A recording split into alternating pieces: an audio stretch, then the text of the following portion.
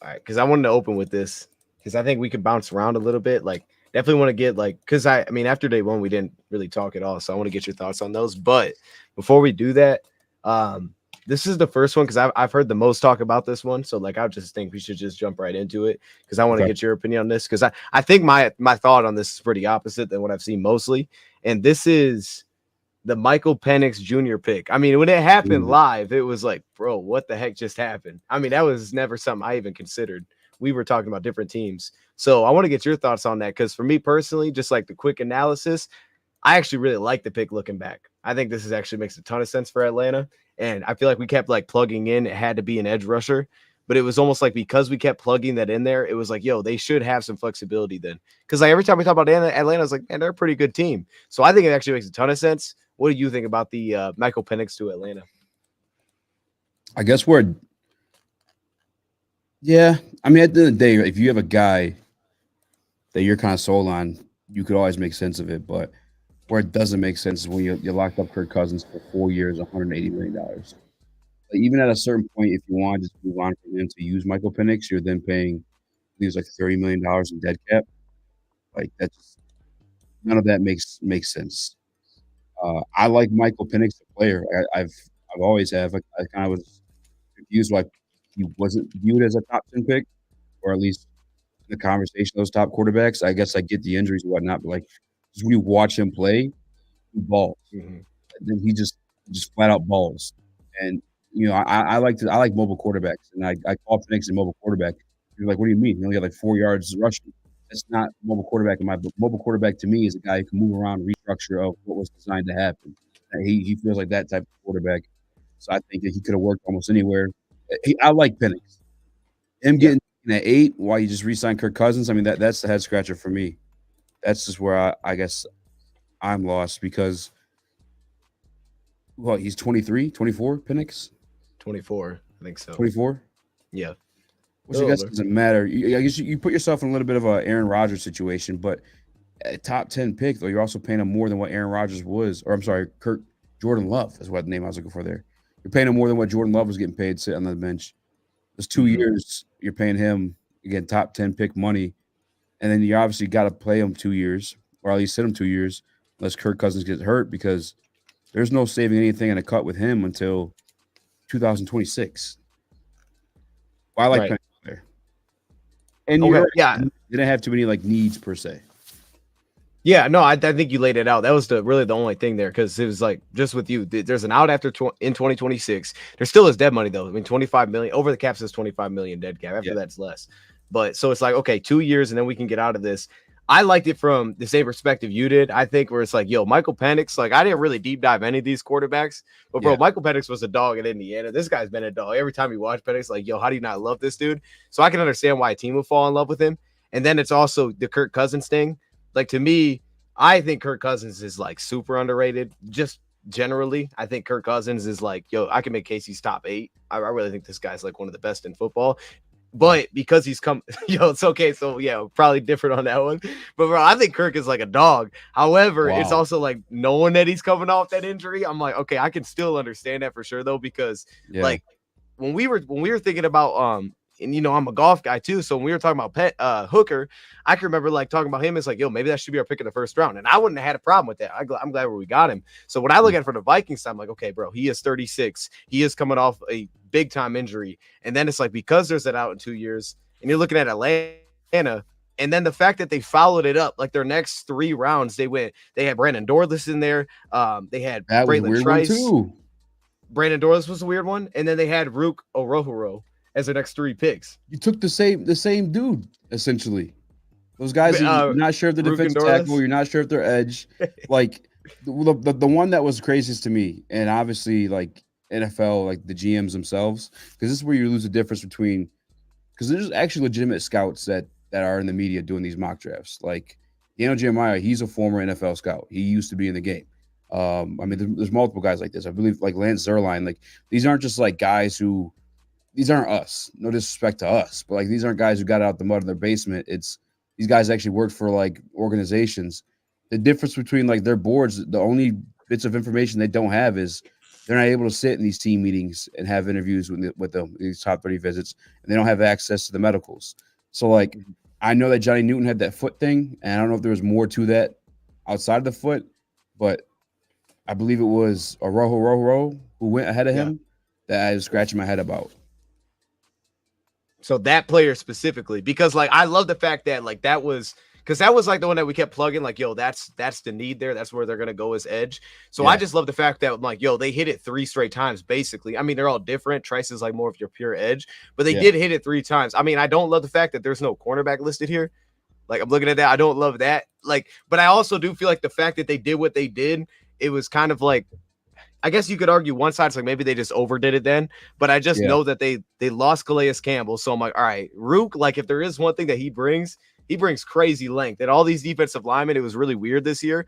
34-inch arms. I'm like, okay, you could be looking. And then Brandon Dorless kind of like the same thing where it's like, what is he? Defensive end interior. But it's like if one team's going to make this work, like Atlanta needs pass rush, and they've had a lot of weird body types on the defensive line. So for me, I actually ended up loving what they did outside of like, I wish there was a cornerback in here, but it almost makes me think that in a way they kind of like stayed away from forcing the pick.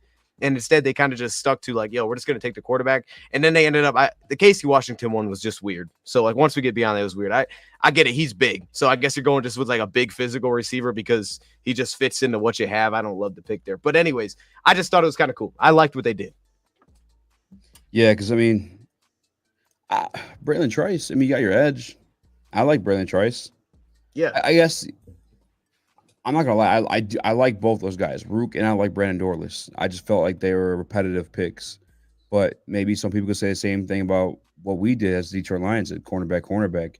Maybe there's similar situation there. Let's get them both in the locker room, have them compete. I mean, I guess I'll tell you what. That is one of those spots, especially the way they play it, where they can kind of both be on the field at the same time, Dorless and Rojo, because again, they could bounce inside and or outside. Maybe you can make sense of it that way. I don't hate those ones. I was just confused why Rojo, such a not fun name to say. Rojo. Is it 3 rows, right? Yeah, there's a lot of rows in there. You say it. I'm just copying it. I have no idea how to say it. Don't do it. Don't do it to me, man. It's going to be wrong if I say it. Yeah. Yeah. You know, he played in Southfield, I'm pretty sure. At least in high school, I think he did. He played what? He played in Michigan. Oh, okay. Yeah. No, someone compared it to a banana, by the way. Just that is how you spell. Yeah. I don't know how to feel about that one. Either way, I was just scratching my head that he went over Johnny Newton. Did he for real? He went over Newton though? Yeah. Okay, we can confirm that. Okay. Yeah, he went. Let me hold on, because now you're calling me out.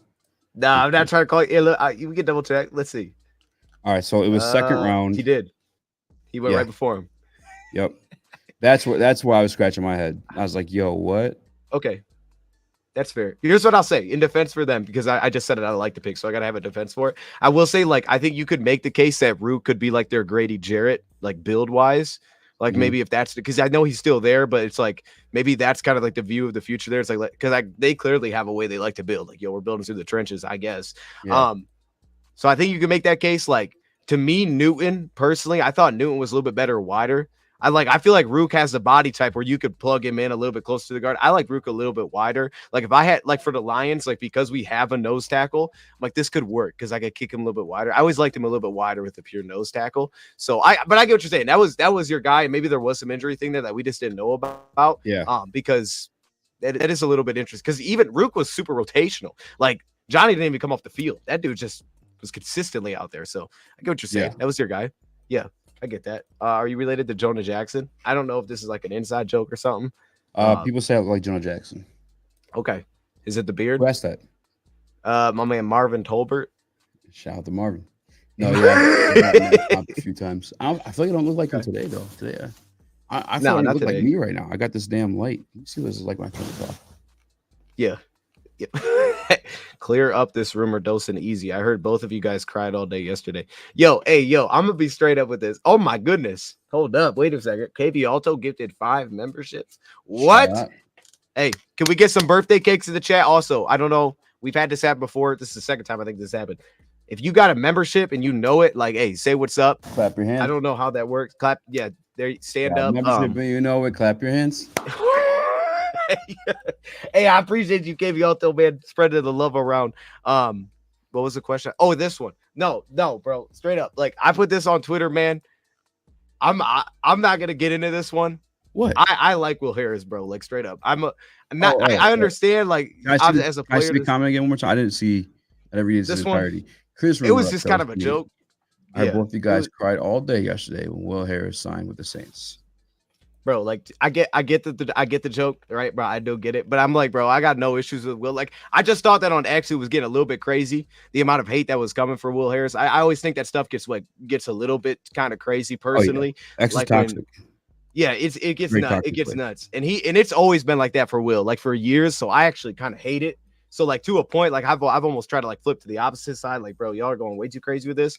I can respect what Will Harris did for the Lions, like playing multiple positions like he did. And just in general, just to find a way to stick around with the team like he did, changing positions, I think is crazy through regime. So I got a lot of respect for that, but I won't go into that one. I got to understand the joke. I won't go into that. Will you check your Twitter DMs from me? Yeah. And because here's where I'm coming from. And I'll slow roll this a little bit so if you can put it up on the screen. Oh, okay. You want me to put it up on the screen? I got you. Let me do that. I shot out a tweet. And I mentioned nothing on the play. I mentioned nothing on the field. Okay. I did not love Will Harris on the field for the Detroit Lions. In fact, it gave me uncontrollable amounts of anxiety. However, I've met this man. I've done charity events with this man, and he is a good dude. I've been around. We've been blessed to be around multiple athletes, and he was one that the interaction came off genuine, and he was a good dude. So I was just saying shout out to a real one.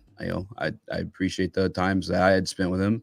I'm not gonna lie, he was not my favorite player. I felt like I was gonna have my heart explode. Times that I saw him on the field in place of Jerry Jacobs or Brian Branch, but he's just a good dude, and that's all I meant by my tweet. In fact, I think all I said was congratulations to a real one or something like that. So I didn't say anything crazy. No, and I wasn't even referencing your tweet, by the way. I didn't know you put a tweet out. I was just seeing it on my timeline. I was like, bro, what is going on? But I also expected it because I've seen it for years. So like when I think when stuff starts to drag like that, like it gets to a point of like no return, and that's where I don't like it because now it's like now we can't even address if he does something well. Like when he was, there were things that he would do well, and then it's to the point now where it's like beyond that we don't even care anymore. So I do hate that because then it gets beyond the game. It feels like at that point. Okay. Yeah. Go ahead. Yeah, if you got something, go ahead. No, I'll just leave it at that because I can't really say too many. I can't say too much good things about him on the field. I mean, I do respect that he stuck around, and obviously we all respect Brad Holmes as an evaluator, Dan Campbell as a coach, and that's a guy they kept around for a while there. So I guess he deserves that respect. Yeah, I said say what you want. Will's a real one. I did this. I like that. Crazy. I wasn't crying. Yeah. All right. Hey, yo, shout out to Brett in the building. What was I gonna say?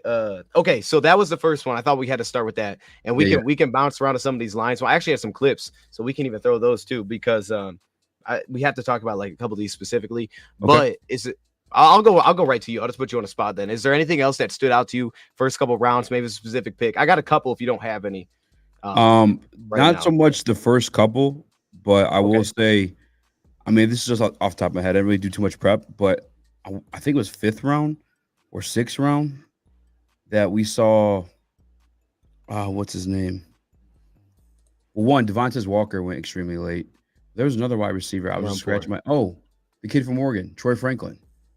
Yeah, true. Yes. Troy Franklin, I believe, didn't go until the top of like the 5th or 6th round. I could be wrong on that, but I know it was day 3. Yeah, he went round 4. He was the second pick of round 4. Yeah, that caught me by surprise. I don't know if you dug back into the tape, the financials for that one, or what we missed on that one, but I definitely had him as a top 10 wide receiver in this draft class. I think you did too when we did him. I don't remember though, but I know I liked him for sure. Yo, so the weird thing about this, and this isn't like a flex or something, but like I actually didn't have Troy Franklin in my top 10 when we did our receivers. Okay. And that was the one that actually surprised you. But I will say, like, it did shock me the fact that he did get here.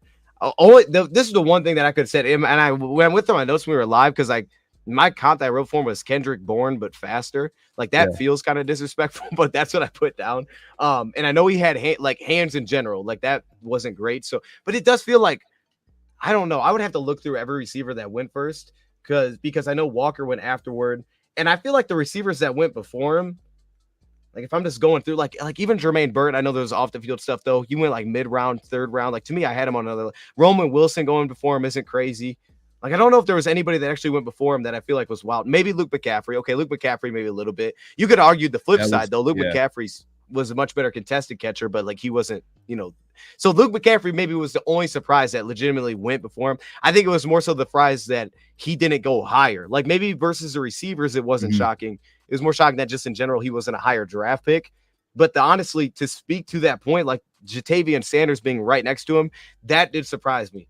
Jatavian Sanders shocked me a lot more than seeing Troy Franklin, because I thought with that tight end room, like I'm pretty sure a lot of them kind of just fell after we saw one in the first round go. But I believe we had a couple before him.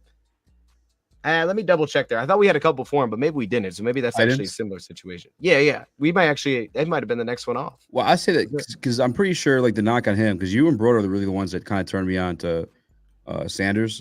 I remember the stuff that I was reading and what I was seeing was like he's kind of raw.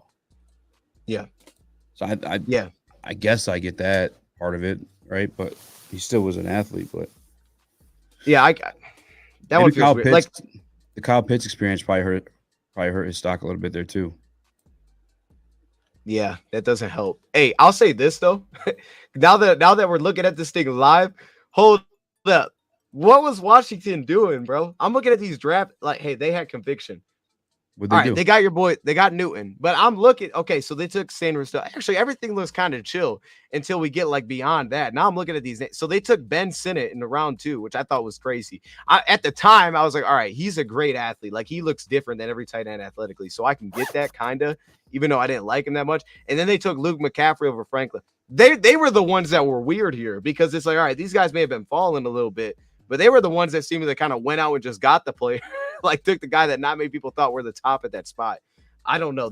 Their draft seems a little bit strange now that I'm looking at it, but that's Washington, so it could have been kind of weird. That we may look back. Rumors that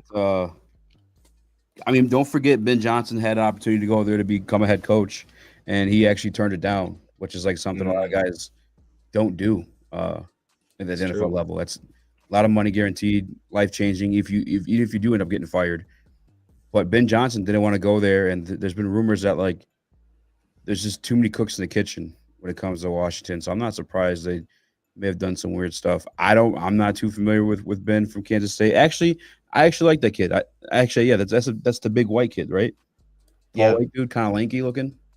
I don't know these stats. So I think he's like 6'2", but he is a white dude. Yeah. Let me double check right here.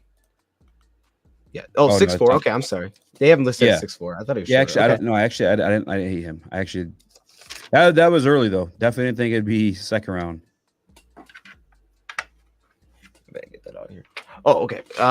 Yeah, no, that's I think to your point though, the Troy Franklin one, like it does feel a little surprising. The thing that we brought up was live. I think he went round 3 last year, and I think most people looked at this draft as a little bit stronger, but the dude from Jalen Hyatt going round 3. Like, I think you could also have comps to Jalen Hyatt between Troy Franklin too.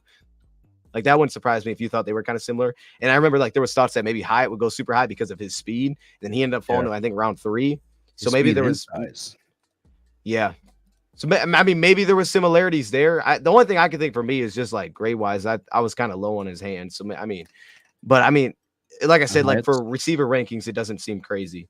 It does seem crazy though in terms of on Troy Franklin. It does seem crazy. It does seem a little crazy though, just in terms of the amount of players that went before him. Because none of these receivers, that like all these, scratcher for me. You want me to be honest, Dion? And I just haven't heard your take on this. Okay. And I started watching your NFC Roundtable. Those are great, by the way. Although I have just one thing to say to my who's the moderator? Who picks who goes first? TD. Yes. Call TD out, please. Yeah. TD. Yeah. You got to let the guy representing their team go first on their draft class. Like I'm aware of what the Bears are doing. I'm aware of what the Packers are doing, and I'm somewhat aware of a lot of the draft class. But like, you got to give those guys the opportunity to sell that draft class before you go to the rivals. Diminish. That makes sense. Because also rivals maybe aren't even able to speak so much on it if they aren't as informed. So like, let the guy who knows his class go first. But anyway, that's smart. Okay, I like that. Yeah. Good insight. Questionable pick for me, Dion. Not even so much a questionable pick, but like just the entire transaction itself. The Detroit Lions gave up a 3rd-round pick to draft Giovanni Manu, Yeah, next year's third. who was that's in the 4th round. Mm-hmm. Give next year's 3rd round to draft in the 4th round. Right. That ain't adding up. It's just not adding up. And project, bro. Like there must have been some inside information that somebody was taking him soon, and I know they wanted him, and maybe someone was being a bully, and they bullied Brad and gave him a 3rd. That's just a 3rd round is what you gave up to grab Tyrion Arnold, to put in perspective. You know what I'm saying? Like it's just that's the 1st round. I don't know, man. I didn't like the trade. I don't mind like the acquisition. Obviously, like maybe that guy could be something. I definitely think he's gonna be like a 2-year project, but I didn't like giving up a 3rd round for him, a 3rd rounder. Okay, so this is what I'll say to this, just on the value alone, because I feel like the Terrion Arnold one, like that's one of those where because like we lost value there big time, but I think in years past we would consistently win. So it's like that one alone was like, yo, you got to separate the player here. Like it was just like whatever, give up whatever, go get the guy. I will say with this one, we were talking. You remember when we were going back and forth with like the LA Rams? We were trying to come to a deal, and we ultimately made a deal. It took forever, but we made a deal, and you traded up. Yeah. One thing because I had heard that, I don't know where I've heard this from, but I had heard that teams view future picks as a round later. So like if it's round 3 next year, it's round 4 this year. Like that's how teams like, I guess. See, I heard the opposite, where it's there's more value in a future pick than right now. Yeah. Okay, dang. See, I don't know where we're hearing this from.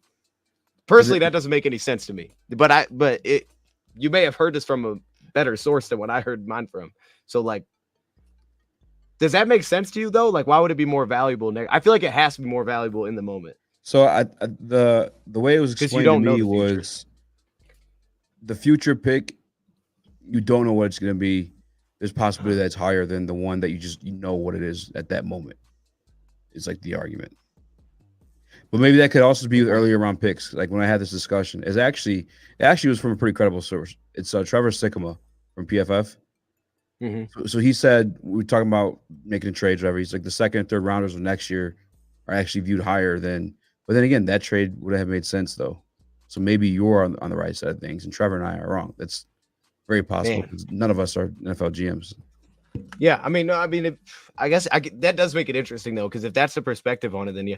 Well, I would think that. I mean, you'd almost have to be fair.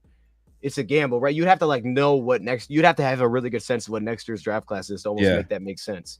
Because I always think of it like, well, I know what's the draft right now. Like I know what I'm moving up for next year. Even if that pick is higher that round, I don't actually know what's on the board. So I might have to sit next year and say, yo, I have to move up again because my guy's actually in this round 2. So like that's how I kind of think of it, because you know what you're getting. So it's like the value has to be a round difference. I thought of that when we made the I don't know where I heard it from, but I remember bringing that up when we made the Swift trade. Like when we traded away Swift and we got like a future I think it was like a future 6 or something, and it was like, yo, that'd be like a 7th round this year. Like that's how I kind of looked at it. So I don't know though, but I hear what you're saying. It does make sense. What you're saying makes sense. Valued. You think Google would know? There's probably really no real answer, because I'm not a big fan of the trade chart to begin with, to be honest with you, because I just know every NFL. There's no one trade chart that every NFL team uses in unison. Like they all kind of like have their own. Or in this situation where Giovanni Manu, like you have a guy that you truly, really, really want, and you just make it happen regardless. So it's probably just varies on the organization, I'm assuming. Future picks valued in, let's see. I don't remember who told me. I would take forever actually pulling this up, to be honest with you. It's all. I get what you're saying though. I mean, I mean, if you looked at it from a salary cap side, then you would argue that the future has more value because you're expecting it to rise. But that's not like the same at all. So it'd have to. Yeah. Man. Well, I don't know if you ever noticed this too on the PFF. Like when we did those mock trades or mock drafts, and you make the trades. If you were to throw like a future second versus like the current year, you had more. Your percentage went up a little bit higher. Do you think though that's based on team? Because if we're doing it as the Lions and our pick is towards the end, to be honest, the thought is that maybe we're worse than what we were this year. Well, and you heard what Brad said too, that he woke up feeling aggressive, and those are the 2 names he was thinking about. And then he spoke to Dan; those are the same 2 names he was thinking about. I think it was more of like this is not gonna be popular opinion, but I think it was more like they kind of they went off. I don't know what I'm looking for. Vibe, I guess. Like Yeah. if I told you, Dion, I'm like, yo, Dion, I had this dream about the number 12 last night. You're like, yo, I had a dream about the number 12 last night. I'm gonna go out and play 12 in the lottery. You know what I'm saying? Like just because like Right. yeah, it must be a sign. So I'm wondering if they just kind of forced the hand because of that. And obviously he had multiple top 30 visits, so we weren't the only ones looking to acquire him. So I'm assuming he heard someone was going to take him, and because of the mutual feeling that he and Dan both had, he was like, "Yeah, let's just make this happen." I mean, I don't doubt that, because even if you go back to Brad Holmes' first draft, remember, like, he would tell us, like, yo, they had to hold me back from training up to go get Levi in the first round. They end up getting him second round. So I don't doubt any of that. The Packers guy said that they had a visit with Manu, so maybe there was some interest from them too. Yeah, But the fact that this I could be wrong, but I believe after we went through it, like from last year when we ended up doing all those trades, like the Martin deal, the Hooker deal, like the Lions came out way more value. I think if you went off of this year, the value would be the complete opposite. Like, yo, Lions lost value this year. So I think what you're saying, it's almost like the problem with the value chart is kind of like specifically with the Arnold one is you can't then value the player versus what's actually on the board. Like, there's no value to that anymore. You're just throwing numbers. Like, if you look at the value chart and you trade from Lions went from like 29 to 24, like they're only worth like 20 points each pick. But once you get to like 19, now they're worth 50 points a pick. So it's like just a few picks makes a massive difference. yeah, But like realistically, they're not taking into account like, hey, Lions might view Terrion Arnold as number 15 on their board. The value is still there regardless of if I'm moving 5 spots or 10. The numbers just may not show it. yeah. I found something. It's Okay. from 3 years ago. It's from Reddit, so take it with a grain of salt. Allegedly says, I'm reading this for the first time, so if I sound like an idiot, forgive me. There are two schools of thought on this. The first way future picks are valued has a general starting point value as a pick in the middle of the round, and it's divided by 2 for 1 year out, by 4 for 2 years out. So the Lions are getting a 2022 first round pick, which is worth 500 points. The 16th pick is worth 1,000. Who cares? I'm done. Okay, here's the second one. The future pick is valued as the last pick in the round. So both of those are actually less. Yeah, it'd be less. Splitting it in half or viewed as the very bottom. Because I think that's what we were talking about the Rams, right? When we were saying make the future pick, like, well, we got to say it's the bottom of the round. Mm-hmm. So we were looking at that second school. So that's, I don't know who told me that. Maybe I read that thing off of Reddit, and I was like, hey, this is facts. I don't know, but I remember. Honestly, well, this article is talking about the Lions trade for Goff, so I mean, it would make sense. All right. Yeah, I don't know. Especially when you get to day 3, though. Like, I feel like, yo, when you get to day 3, now the trade value chart gets all over the place because now it's like there's like zero consensus anymore. Like in round 1, we may not know who's going round 1, but we got a pretty good sense of the first, like mainly who's gonna be those 32. Once you get out of that, though, bro, like once you hit round 4, it's all over the place. I mean, I feel like once you get there, it's like everybody's just. It's going to be hard to rank players amongst each other. I mean, the Bears took a punter at round 4, but before we took our offensive lineman. I mean, how many people are going to say that's value and be like, bro, what are you doing? Why would you not take the projected upside offensive tackle at 6'8", 350? It's like, now we took a punter. It's like, what is that ever going to work towards? I mean, we have Jack Fox. We didn't draft him. I don't know. I'm kind of all over the place, but man, yeah, round 4 of beyond feels kind of crazy. No, yeah. I just didn't like giving up that third. That's all. It's fair. What was Brad brought up the fact that we had 1, 2, 4. Like, we had picks in other rounds except for the third now. But I will say this. All right, I want to get your thoughts on this because the overall takeaway I thought that Brad Holmes kind of left us with was pretty awesome. And we had talked. I was talking about this like a couple days after the draft. Like the idea of, hey, we don't basically need as many round 6, 7 picks anymore.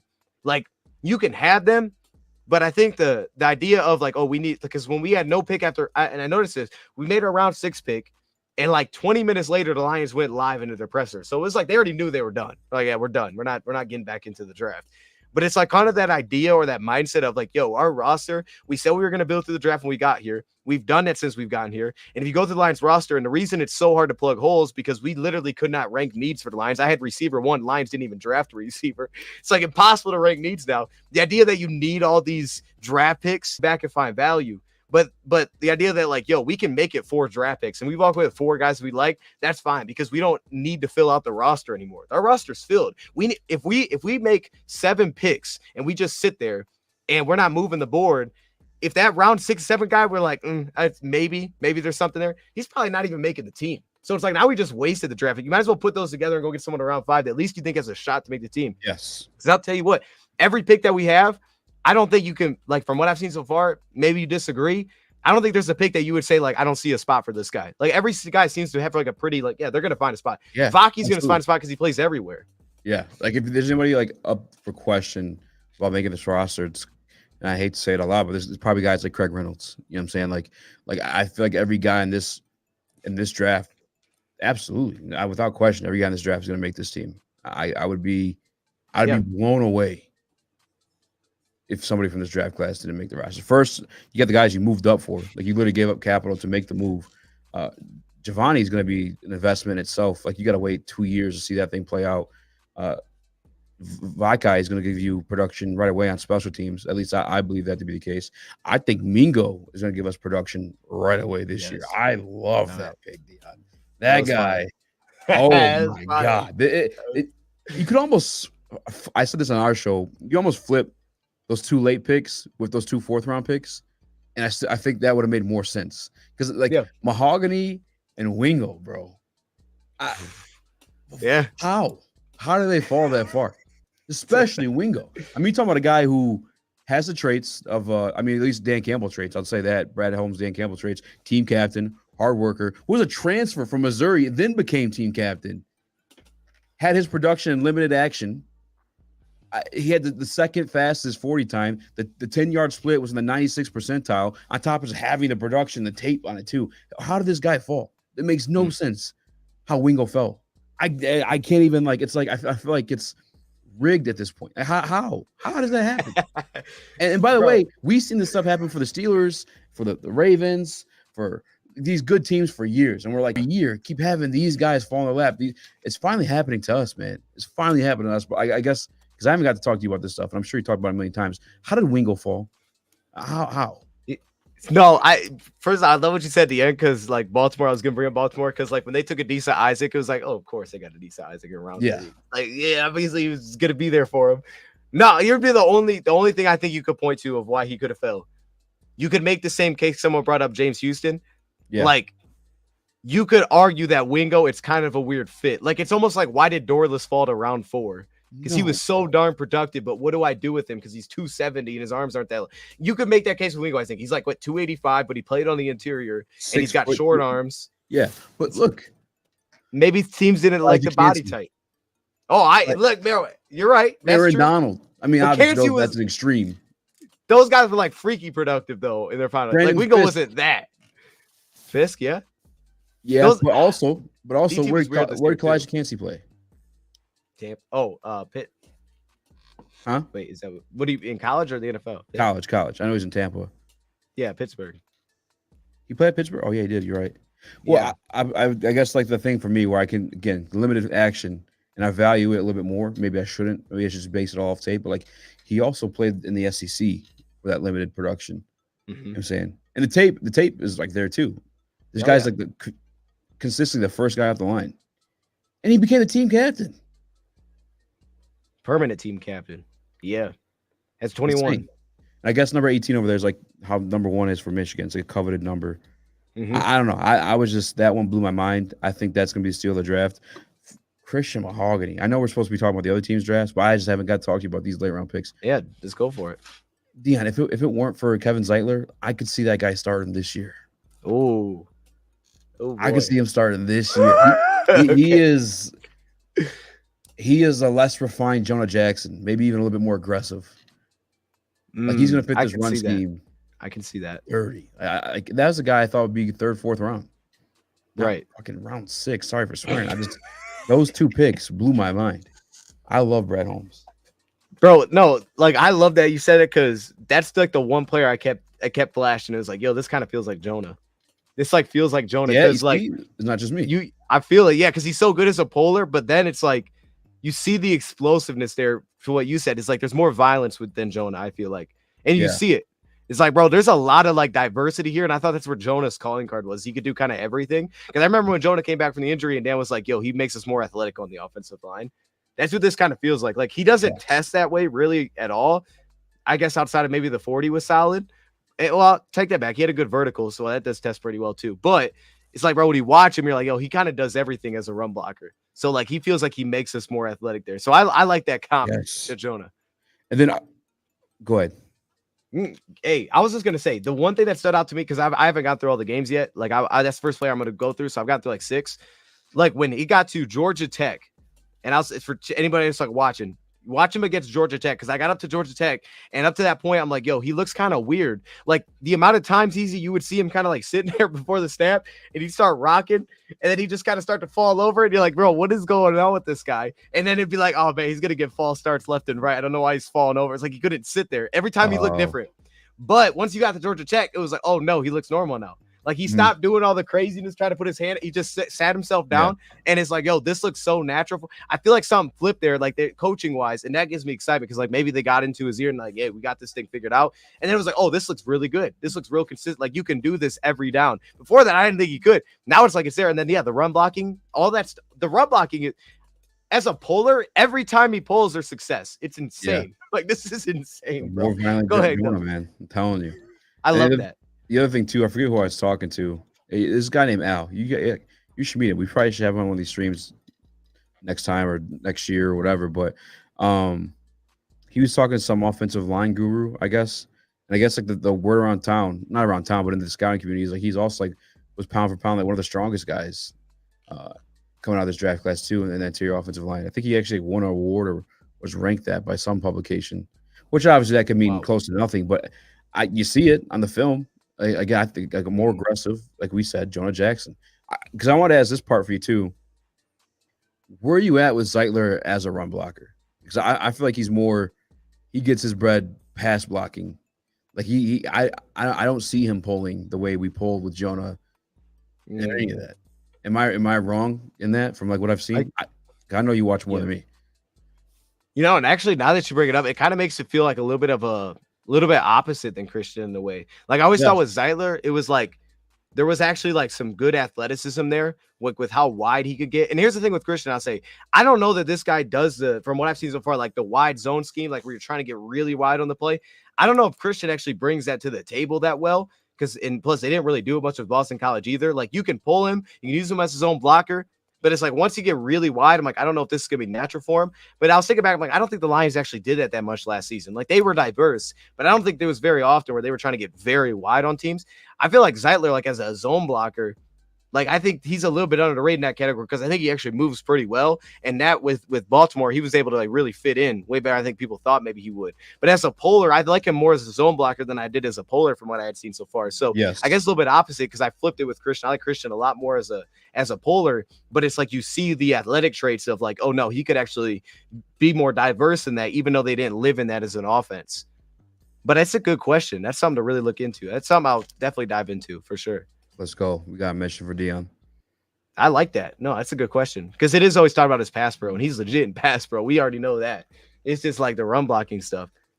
Like, will it be? I mean, even the thing with Jonah though, like as diverse as he was, like there was inconsistency. Like he was inconsistent. He could do pretty much everything. Like he just an athlete, but like there was inconsistency there. So I don't know. I just felt like as a zone blocker he was consistent. But I see the athlete though that Jonah is. Yeah, that's a good question. No, I don't know that he is. He is. Also, why do they have Manu listed as guard? It looks like a tackle. All right, I want to. Okay, easy. Did you see that? No, they're going to ask him to play guard. I think he's a guard. I'm going to show you some clips. You think he's a guard too? I think he plays like a guard right now. I think if I asked him to play tomorrow, I'd put him at guard, bro. Because I didn't expect this. He said they're moving him or they want him to play right guard. Bro, I think it makes sense. Let me show you some clips because guard. Have you seen a 6'8" guard? I know he played left guard a little bit. Like we first started. Hey. Dan Skip, but guard, he's like 600. No, you're right on that. It is weird. It does look weird. All right, I want to show you some clips though, because I put this together for like the Bleacher Report show, and it was only a couple games. But like when you watch the way that he wins, and can you see this? It's kind of blurry. The first couple are kind of blurry. You can see. All right, so he's the left tackle. He's 68. I was watching the wrong guy for like an hour. Easy. I was like, bro, taking notes. Like this ain't even Manu. But. Yo, but when you watch him though, it's like okay, everything that we would mark for guards when we would do guards, which was like, all right, how quick are you into your set? And then it was like, okay, what's your control? Like, what's your balance like? Like, can you get through like small, like tight creases? Are you on the ground consistently? Like little things like that. I'm like, bro, he has all that as a tackle, but when you watch him as a tackle, like every time he got to like the top of his pass set, he would just lose. And it was like, this does not look natural at all. Like even the slide, it just did not look natural. That's like an area where I think you could say, and this is, okay, I want to say this. I think with Manu, like the argument could be, okay, this is early if we're viewing him as a tackle, because like technique wise, this looked messy against this competition. I don't even know who he's lining up against. It's like you see the athlete, but I don't know who he's lining up against, and this looks messy. But if you put him as a guard, I think immediately you could have success, and that's where I think you could even throw more value towards it. Like, yo, this guy can actually play, because he has 36-inch arms, so he looks like a tackle. You're right, but look how low he plays, bro. He plays so low every snap, and he does not play like he's 6'8". So you see like the redirect there, like the foot quickness that I love. You see him driving guys off the ball. Here he is again. Okay, I don't remember these clips in any kind of order. I was just those are kind of going fast here. Can you slow it down? Yeah, actually, that's a great idea, because I'm watching it too, and I'm not sure what's going on. Let me slow it down a little bit. Let's go 0.5 actually. Yeah, let's go 0.5. I should have did this when we were doing it live. See, if you were here, people could have actually knew what they were looking for. I had no idea. But yeah, no. So like, bro, like it was like little things like this with his footwork. Like if you watch at the top of the rush, and I'll show some, it got kind of messy. But like his footwork in short areas, he looked like a guard, and he had like so many like recovery clips like that. And then obviously because he plays with that bend, like you would see him just drive dudes out of the play. And I was like, okay, he's sinking down like a guard would. And then you see the explosiveness in the hands, and you see like the flexion in the lower body and things like that. Like he plays like a guard, because he also doesn't play like he's 6'8". Like even there, he gets in his pads, drives him off the play. Yeah. But then when there was inconsistencies, it was like, oh, this looks like a tackle. Is that no, he's not pulling here, but he did pull a ton. He pulled a ton at left tackle for them, so he did that a ton. Yeah, he's already got that in his game. Like even plays like this, like where it's like, okay, he got beat at the top of the rush against an elite rusher, you're probably in trouble here, and he plays very weird as a tackle, but like you still see the recovery. It's like he's 6'8", but he doesn't play like it. He doesn't play like he's 6'8". No, he plays way smaller. But then a play like this, like you see how explosive he gets out of his stance. It's like, okay, this is what we need from guards. So you have like that kick slide upside for a tackle if you were asking him to set a little bit deeper. But in this game, he lost the same way over and over. Every time at the top of the rush, he would explode out. And then right here at the top, his footwork would get all kind of like, it was too short and choppy. He played super choppy as a tackle. And then he'd open up and they just get right inside him. They did that. They did the same thing to him over and over. And it was like, this looks like a lot of stuff that's going to have to be cleaned up. Just like this over and over. But like he's cleaned up. Bro, but as a guard, it's like he's never on the ground. He's got the quickness. He plays the bend. And then he also has the athlete to kind of, again, be super diverse. So it's like, I don't know. I think if you want him tomorrow, you play him at guard. If you want success, like right now. Yeah, I mean, I think that makes sense. I mean, they did say he wants to play right guard. Or he said that they want him to play at right guard. My whole conspiracy with that, and I'm backing off of it now as I'm saying this out loud. But I thought maybe, we don't know what the future holds with Taylor Decker. You obviously got to repay Goff here soon. I thought maybe they get him adjusted to that right side of the line, because when Decker moves on, or you move on from Decker, Panay's taking that left tackle spot. And that way he's just used to that. I mean, it could be both, to be honest with you, because what you're saying makes total sense. And that's why I'm kind of backing off that theory. But it also could be both of them. The other thing, too, with his tape, correct me if I'm wrong, I just feel like you're playing at British Columbia. Mm-hmm. You're a guy that we just gave up a third-round pick for. You're 6'7". You ran that 4.9 40. That what was the vert? Who cares? It was some impressive. People were freaking out about 30-something. Yeah. I wanted to see him destroying kids. Yeah. I want to see him, and I don't know when he started playing football. I couldn't find that anywhere. I know he played basketball a long time. I don't know when I'm assuming maybe high school when he started playing football. But like James Houston, perfect example, at HBCU, which is lesser competition. But James Houston had video game numbers, video game production, and tape. That's what I wanted to see out of Giovanni Manu at freaking, what even is their college called in Canada? Yeah, like, British Columbia. What are they? They're the Thunderbirds.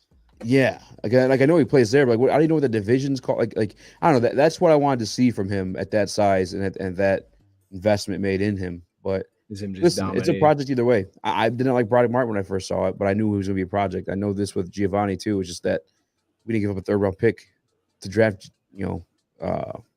Broderick in the fourth round. It's I would say, yeah, because I think what you're saying is super accurate. Like, that's what I thought too. I thought when I would start watching, like, this dude's gonna be just driving over people left and right, because like, of course he's gonna be like, that's what stood out. But if I was guessing, I think what stood out to them is like how big he is, but he plays like he's really small. And I think for offensive line, like I For me, like I remember when, and I think he's actually done pretty well, but I don't think he started very well. If you remember, I think he moved to guard, and this was who's the dude from Oklahoma State that went to the Bears? The Bears. Yeah, you remember him talking about like he was Tevin Jenkins. Remember Tevin Jenkins and the height that he had coming out, and it was like, yo, he pancakes everybody. And I remember getting fired up about the guy, and I think he's actually been pretty good at guard for him, like it's worked. But at tackle, I'm pretty sure it was really rough, and he may have had injuries too. But like I remember that hype. And I think for the Lions, like this guy is like the opposite. Like you don't see that. You see that a lot more with Mahogany. Like you see him just driving people. But it's like I think when you get to a guy that's that big and fast, I think tackle is like can be. And even if because I agree, I think the Lions. When I thought about this coming in, was like, yo, if you're not going to pay Decker, it could make sense where the Lions don't want to pay both tackles at the same time. So making him the future tackle and just knowing that you can put Sewell on either side, whichever makes him more comfortable, it would make a ton of sense to invest there. But I think with offensive tackle, like, or even guard, I guess, but I think it's more tackle. Like if you're going to invest in like a big athlete, you probably have to get him pretty early because they're just not going to stay available on the board. And that's why, like, I think the comp to Broderick Martin makes sense because when Martin went, there was no one else built like Broderick Martin in the draft that was that big and long at nose tackle. It was like, hey, forget what he did. There's just no one even like that in the draft. So that's where Manu, I think they went with that more than like the pancakes. They went with more like, yo, look at the movement from this guy. He's never on the ground and he's huge. Like that doesn't feel natural. That's true. I mean, the fact that he is never on the ground shows he's not like sloppy and whatnot. Yeah. I was gonna ask one more thing. Oh yeah, and doesn't Mahogany, didn't he play right guard as well? He played right guard. Yeah. Yeah, that's what I'm saying. I think they're gonna again give him lessons or teach him at the right guard spot, and maybe Mahogany goes to left guard just as easy, and that's more seamless because he's here in America and been playing football for a longer time. But I just feel like he's your right guard, and he ends up being your right tackle. We put Panay at left, but if he does end up being your right guard, and you can develop him, Jahmyr Gibbs is going to be a very happy man. Panay Sewell, and Giovanni Manu, the Polynesian, or what do you call him? The Tonga Tower of Terror. My guy Al called it. I love that. Hey, yo, wait. Oh no, I was gonna say this. All right, I haven't got there yet from watching this guy. I'm trying to talk myself into it. I haven't got there yet, but I do wonder a little bit if Mahogany can play center. Like part of me believes this guy might be able to play center a little bit. Like I think it'd be a transition for him from where he's at right now, but I also think that he has traits that would actually help him that would be able to translate to center, especially if you can dial in his stance because he doesn't consistently play a low off the line. So if you could figure that out. Like part of me kind of believes that this guy might be able to plug at center because athletically, like he's so explosive off the line and then you could pull him as a center. And then in pass protection, I think he's pretty darn smart as well from what I've seen so far. Like he seems to pick it up really quick and he's super decisive. He does a great job giving help. Where I have struggles with Mahogany from what I've seen so far is range. Like when you ask, like he could not play tackle, not only because he has short arms, but he just couldn't. At guard, even at times like it flashes. I haven't got to a game where I've seen him like exposed and I don't know that I'll get to one. But it just feels like at guard, there's enough space at times where it feels like he could have issues protecting the edge and losing balance. Like it feels like he gets super heavy footed. I wonder if that at center, if you kind of closed how much he had to deal with and you just kind of let him just smack people between like the A gaps. I'm like, bro, he might be able to play center. Like I think that could be underrated is that we start to hear that he might play some center. Mahogany? I just think that I think he might have some of that in him. I think it might fit him too. Maybe. I mean, I don't think you're crazy. He's flexible too, chat. Hey, I had a clip today. I can't really show it. I might be able to show it. He's like super flexible in the lower body, easy. And like you're thinking of centers, like, and they always talk about the anchor and things like that. Like if you watch him, bro, he can really. It was pretty impressive because the dude's built, like you said. He's like 320. This dude's he's huge looking. Let me see if I can find it though, because I do want to show you this. I don't get how these guys fell. I just don't. And the weird part too is we took Vaki again that fourth round, but it feels like he is kind of just going to be a special teamer. Bro, we got to talk about him too. We got to talk about him because I got clips for him too. So I want to hear his thoughts on that one. And I got to get your reaction to it. Do you see Terrion Arnold's post with Brian Branch? No, dang, no. Okay. Do we have it? I want to see. Yeah, I don't know if you're. Oh wait, hold on. Did I get this wrong? Let me be sure. Maybe he deleted it, but it's already out there for damn sure. Well, it was he and Brian Branch. Well, Brian Branch was in the boot. Brian Branch spotted in the boot. And it wasn't on the because last time during the season, wasn't it his right ankle that was injured? Ooh, I do remember that. Maybe. But the boot was on his left. Oh boy. Let me see if I posted it. Oh boy. Easy. You just brought the whole mood down, man. I know. We can talk about the draft first. I didn't know if you saw it or not. I didn't know if you had like an answer because I know you be finding answers. Oh, I did not repost that. What a shame on me for not reposting that. So Kirby had surgery, right? So we know that. It's good he had a surgery. I mean, he might have. I mean, I think because the Kirby thing went kind of under the radar. I think they just found out because they were interviewing him. So would it be shocking if he had just something done just to figure that out? We're still like year? What 3 months out from camp, and we're loaded now that we have went back-to-back corner. Like we could actually be fine. Like last year, we didn't really have a backup. And also, I will say this because this is off topic, but it's what we were talking about at the beginning. Like how many draft picks that they need to have. If you just think back to our first draft, right? We took. I don't think this was even our first draft 2 years ago, right? We took Chase Lucas. Chase Lucas never really played for us. Yeah. You go back to the first draft, it was Jamar Jefferson. I'm a Jefferson guy. He's never really played. He's you kind of loved, just hung you loved him for side. some reason. Hey, I'm still on board with Jamar. Hey, this is the year. Easy, this is the year. You know what they say, year 4. But hey, but it's like we had a couple guys, man, that like legitimately didn't really play for us or like didn't really ever find a role. But if you look at last year, Antoine Green got snaps. And the fact that the Lions didn't come back and grab one, I still think, could be wrong. I still think Tyler Boyd's going to end up signing as a Lion. I think it's going to happen. You still think who? I think Tyler Boyd's going to sign as a Lion here. I think you're crazy. I might be crazy, and I'm okay with that. If not, I'm fine with that. I feel like we have more odds to sign Zay. What the hell's his last name? Zay Jones? Is he a free agent? Yeah, he's got cut. I don't know if he got cut already or if it's just going to happen. But, yeah, he's getting cut by the Jags. Yes, hey, where you been? Bro, look, I'm not on Twitter, dog. Hey, yo, I'm not on Twitter, bro. Easy, bro. When I get up, man, I just start taking notes, man. All I do is just watch players, bro. Yo, I'm like so bad. This is why I need you. This is why I need you on here, though, because you like put me on to so much. This is what I'm saying. You put me on to everything. I'm like, yo, I gotta check this out. I didn't even know that was a thing. There's so much of the stuff that I'm just not aware of. So when we got on live here, people will be throwing stuff that I had no idea. So this is yes, I'm glad you're here. But I do think Boyd's gonna sign, bro. I did hear Boyd is gonna visit with a couple teams, but I just got that set. He just fits so well. Now, to be fair, I for him, by the way, it's kind of weird, right? He's fairly young, isn't he? Yeah, Tyler Boyd's legit, man. He's a good player. I'm just saying, why? I don't understand why he's been waiting so long. Maybe he's waiting for the draft. I guess it's got to be a him decision, yeah, because he's got it. Because Boyd's looking for money, right? So I got to think that he's just waiting to see like. I want to know what your roster looks like before I sign there. I want to know that I'm going to have an opportunity to go get that bag before I go sign there and get stuck to a roster. Because even if you sign like a 1-year deal, you want to be a 1 year where you're going to eat and put up big numbers. Yeah. Now, I don't know the Titans that'll eat, but he might have injuries. So maybe because it's the Titans and someone else. Oh, did someone say the Titans? Oh, that's who he's meeting, Titans? He's meeting the Titans and somebody else next week. Wow. Because then the Titans already have Hopkins. Yeah. And then they signed Ridley. So he can be receiver 3. So it makes sense. So he'd be perfect here, is what I'm saying. He'd be receiver 3 for us. Yeah. Jordy slot guy. What are you talking about? Wait, what'd you say? Isn't he more Jordy slot guy? Didn't Boyd play the slot? He did play a lot in the slot, but I do think that Tyler Boyd is so off topic yet. But I think he's got he does certain things that Josh did really well, even better, and he doesn't bring some of the vertical stuff that Josh Reynolds brought. So it'd be kind of weird, but I think if you were because they're not the same, but if you were to say okay, we have a mix of talent between Antoine Green and Diamond Peoples-Jones, Tyler Boyd, you have a great that's a huge variety of skill set. They're all different. They all complement each other super well. So I don't think he's I think he can play wide though. He'd eat between basically anything under 15 yards. What if I told you I think Zay Jones is what you want Tyler Boyd to be? I don't. You'd have to do the homework on it. Yeah, I'd have to do my homework on Zay Jones, to be honest. I like Tyler Boyd, bro. I'm on board with Tyler Boyd, but if it's Zay Jones, I ain't mad at it. Man, he's on legit. Tuesday, the Jaguars released Zay Jones and kicker Joey Sly. He might be meeting with the Jags. It might be the other team. He's faster, too, if I'm not mistaken. I could be wrong. Oh, yeah. That's a big receiver, though, right? Zay Jones is pretty big. Yeah, Zay Jones 6'2".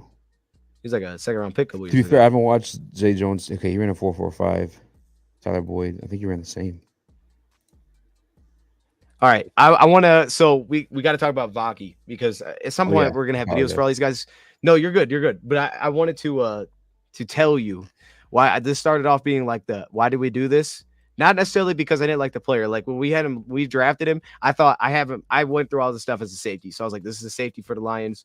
I understand it because I thought he was like one of the smarter safeties that I watched, but I thought he was like limited. Like I'm not sure what you do with him. Like if I put him in man coverage in a slot, I'm gonna have real limitations. I liked him in like maybe a slot zone role, but I'm like, we're not gonna do as much as that. I'm like, I don't know if he's got the range to play as a free safety. So I'm like, I was like struggling with what I do. And then as a run defender, it's like as physical as he was real inconsistent at just setting the edge. So at first I was like, I like the safety. I think and here's the thing. Let me also put this other. I think that the fact that he can play safety, I think at spots you could put him in a slot. He's going to be great on special teams and running back. He's absolutely making the roster. So there won't be any concerns about that. Easy. He's a running back, bro. He's a running back. And man, look, Keelan Robinson went the same round from Jacksonville. And he had and we had him mocked here. And he had like no carries between Texas and Alabama, but he was a running back every year. He was dynamic. He ran the 4.42 40. He was like, okay, you're getting a 5-star back. I get it. He doesn't need that production.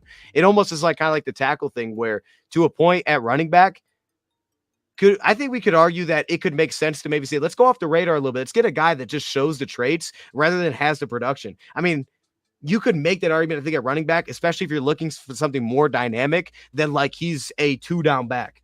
Because like if you're looking for like an upside of a 3-down back or like, man, he's explosive and dynamic with the ball, that guy's probably gone. All right. We know running backs have less value, but he's probably gone at that point. But this dude, easy. I went through all of his carries and his receptions, and immediately I was like, yo, this guy's a running back. Like he looks so awesome at running back. And I was looking at this. If you look back to last year, easy, and even though it's a small sample size, Jahmyr Gibbs missed 2 games. The first one, it doesn't really count because we played the Panthers and we smoked them. But the next week we played Tampa Bay and we won, but Jahmyr Gibbs didn't play. And if you remember against that team, bro, we struggled to run the ball. We had absolutely no run game. And Jahmyr Gibbs didn't play. This next time we play them in the playoffs, Jahmyr Gibbs cooks 4 receptions, 40 yards, 9 carries, 74 yards rushing. He cooked that team. I remember that game. We were too slow. We couldn't get to the edge. Everything was behind the line. They just kept.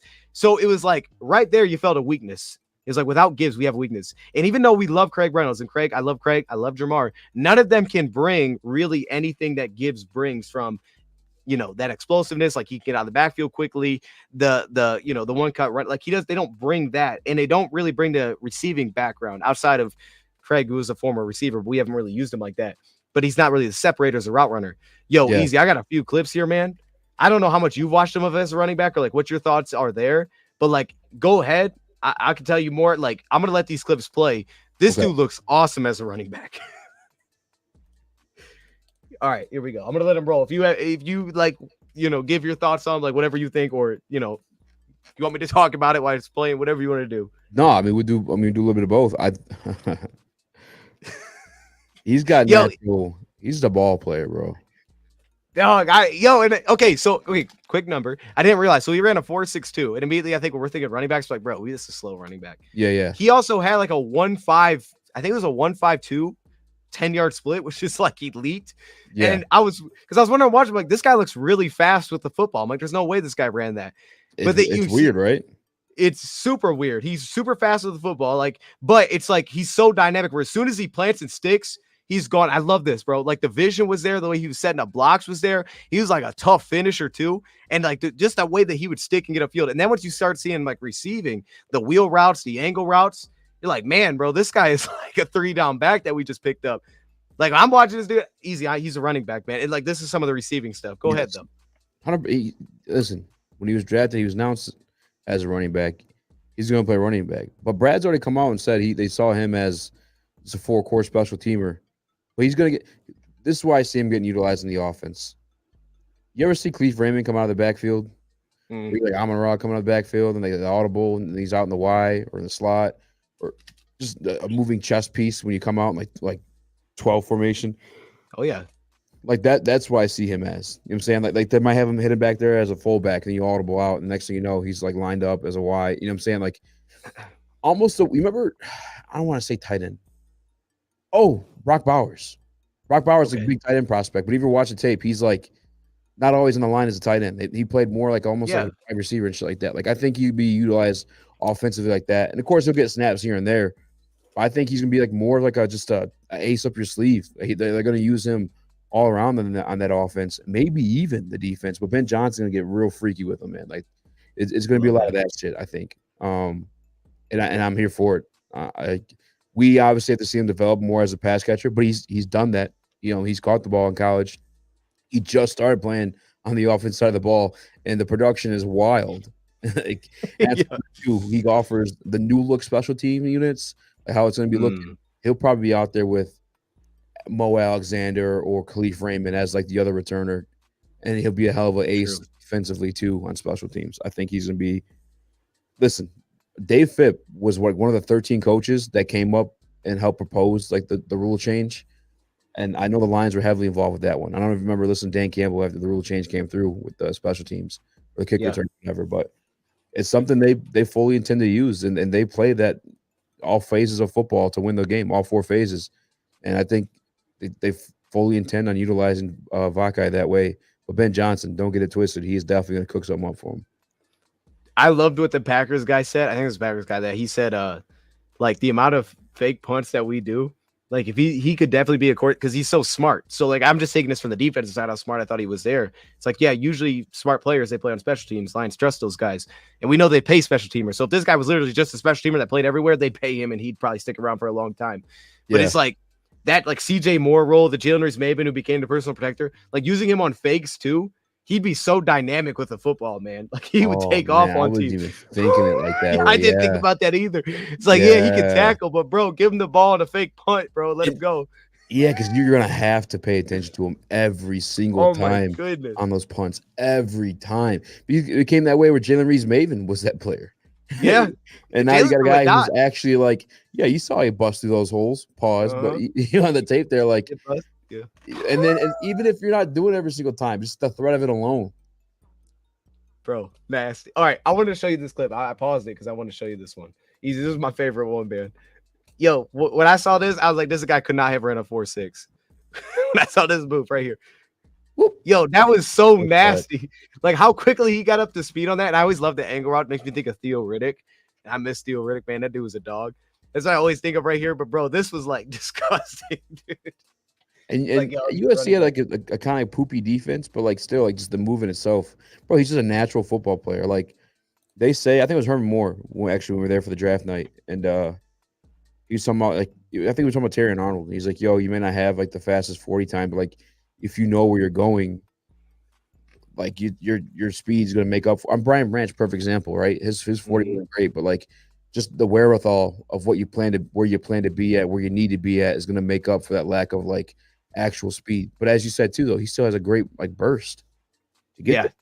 I didn't know that. I saw that on someone posted that. They said like like a 1.5210. And I was like, oh, okay, I guess that does make sense because he is at shoot, but no, that's play speed, right? Like that's play speed versus 40 time.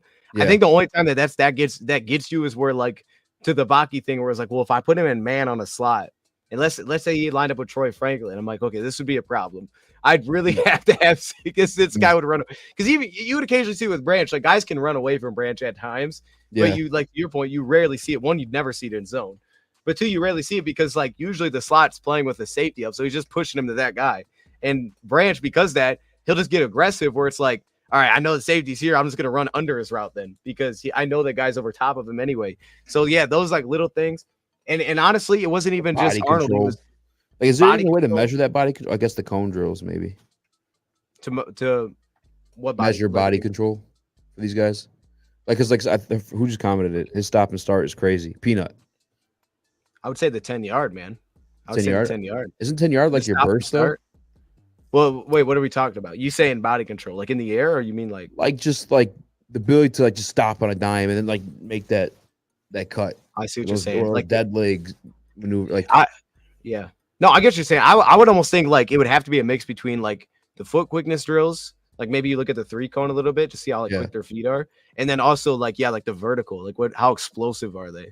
Because I feel like if you're, but I get what you're saying though, because you still need the control. If you're like stumbling to sit down, it doesn't matter how explosive you are, you're not going to get out of it well. You're still going to stumble, so you're going to slow yourself down. I hear what you're saying. 3 cones, shuttle. Yeah, that's right. I don't know if there's a number to do that well. I feel like that's something you just have to see it. Like you only just see that. That's what I'm saying. Like his numbers don't have to jump off the page because you see it. Mm-hmm. On top of the fact that it's his first time doing it at that level, and he took a couple years off too to go on like some like on a religious mission. I'm pretty sure too. Okay, didn't know that, It wasn't even like he was like fully active as a football player either. He's just a ball player. We'll bro. see. I'm curious where he practiced during the week. Like, is it going to be with the running backs, right? Or is he going to? Because he could almost play that Brian Branch role too, where he's kind of like just roaming, playing up on the line.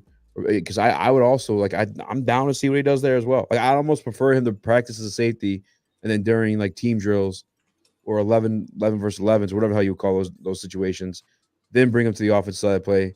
Like, these are plays we have set up for you. This is what we want you to do.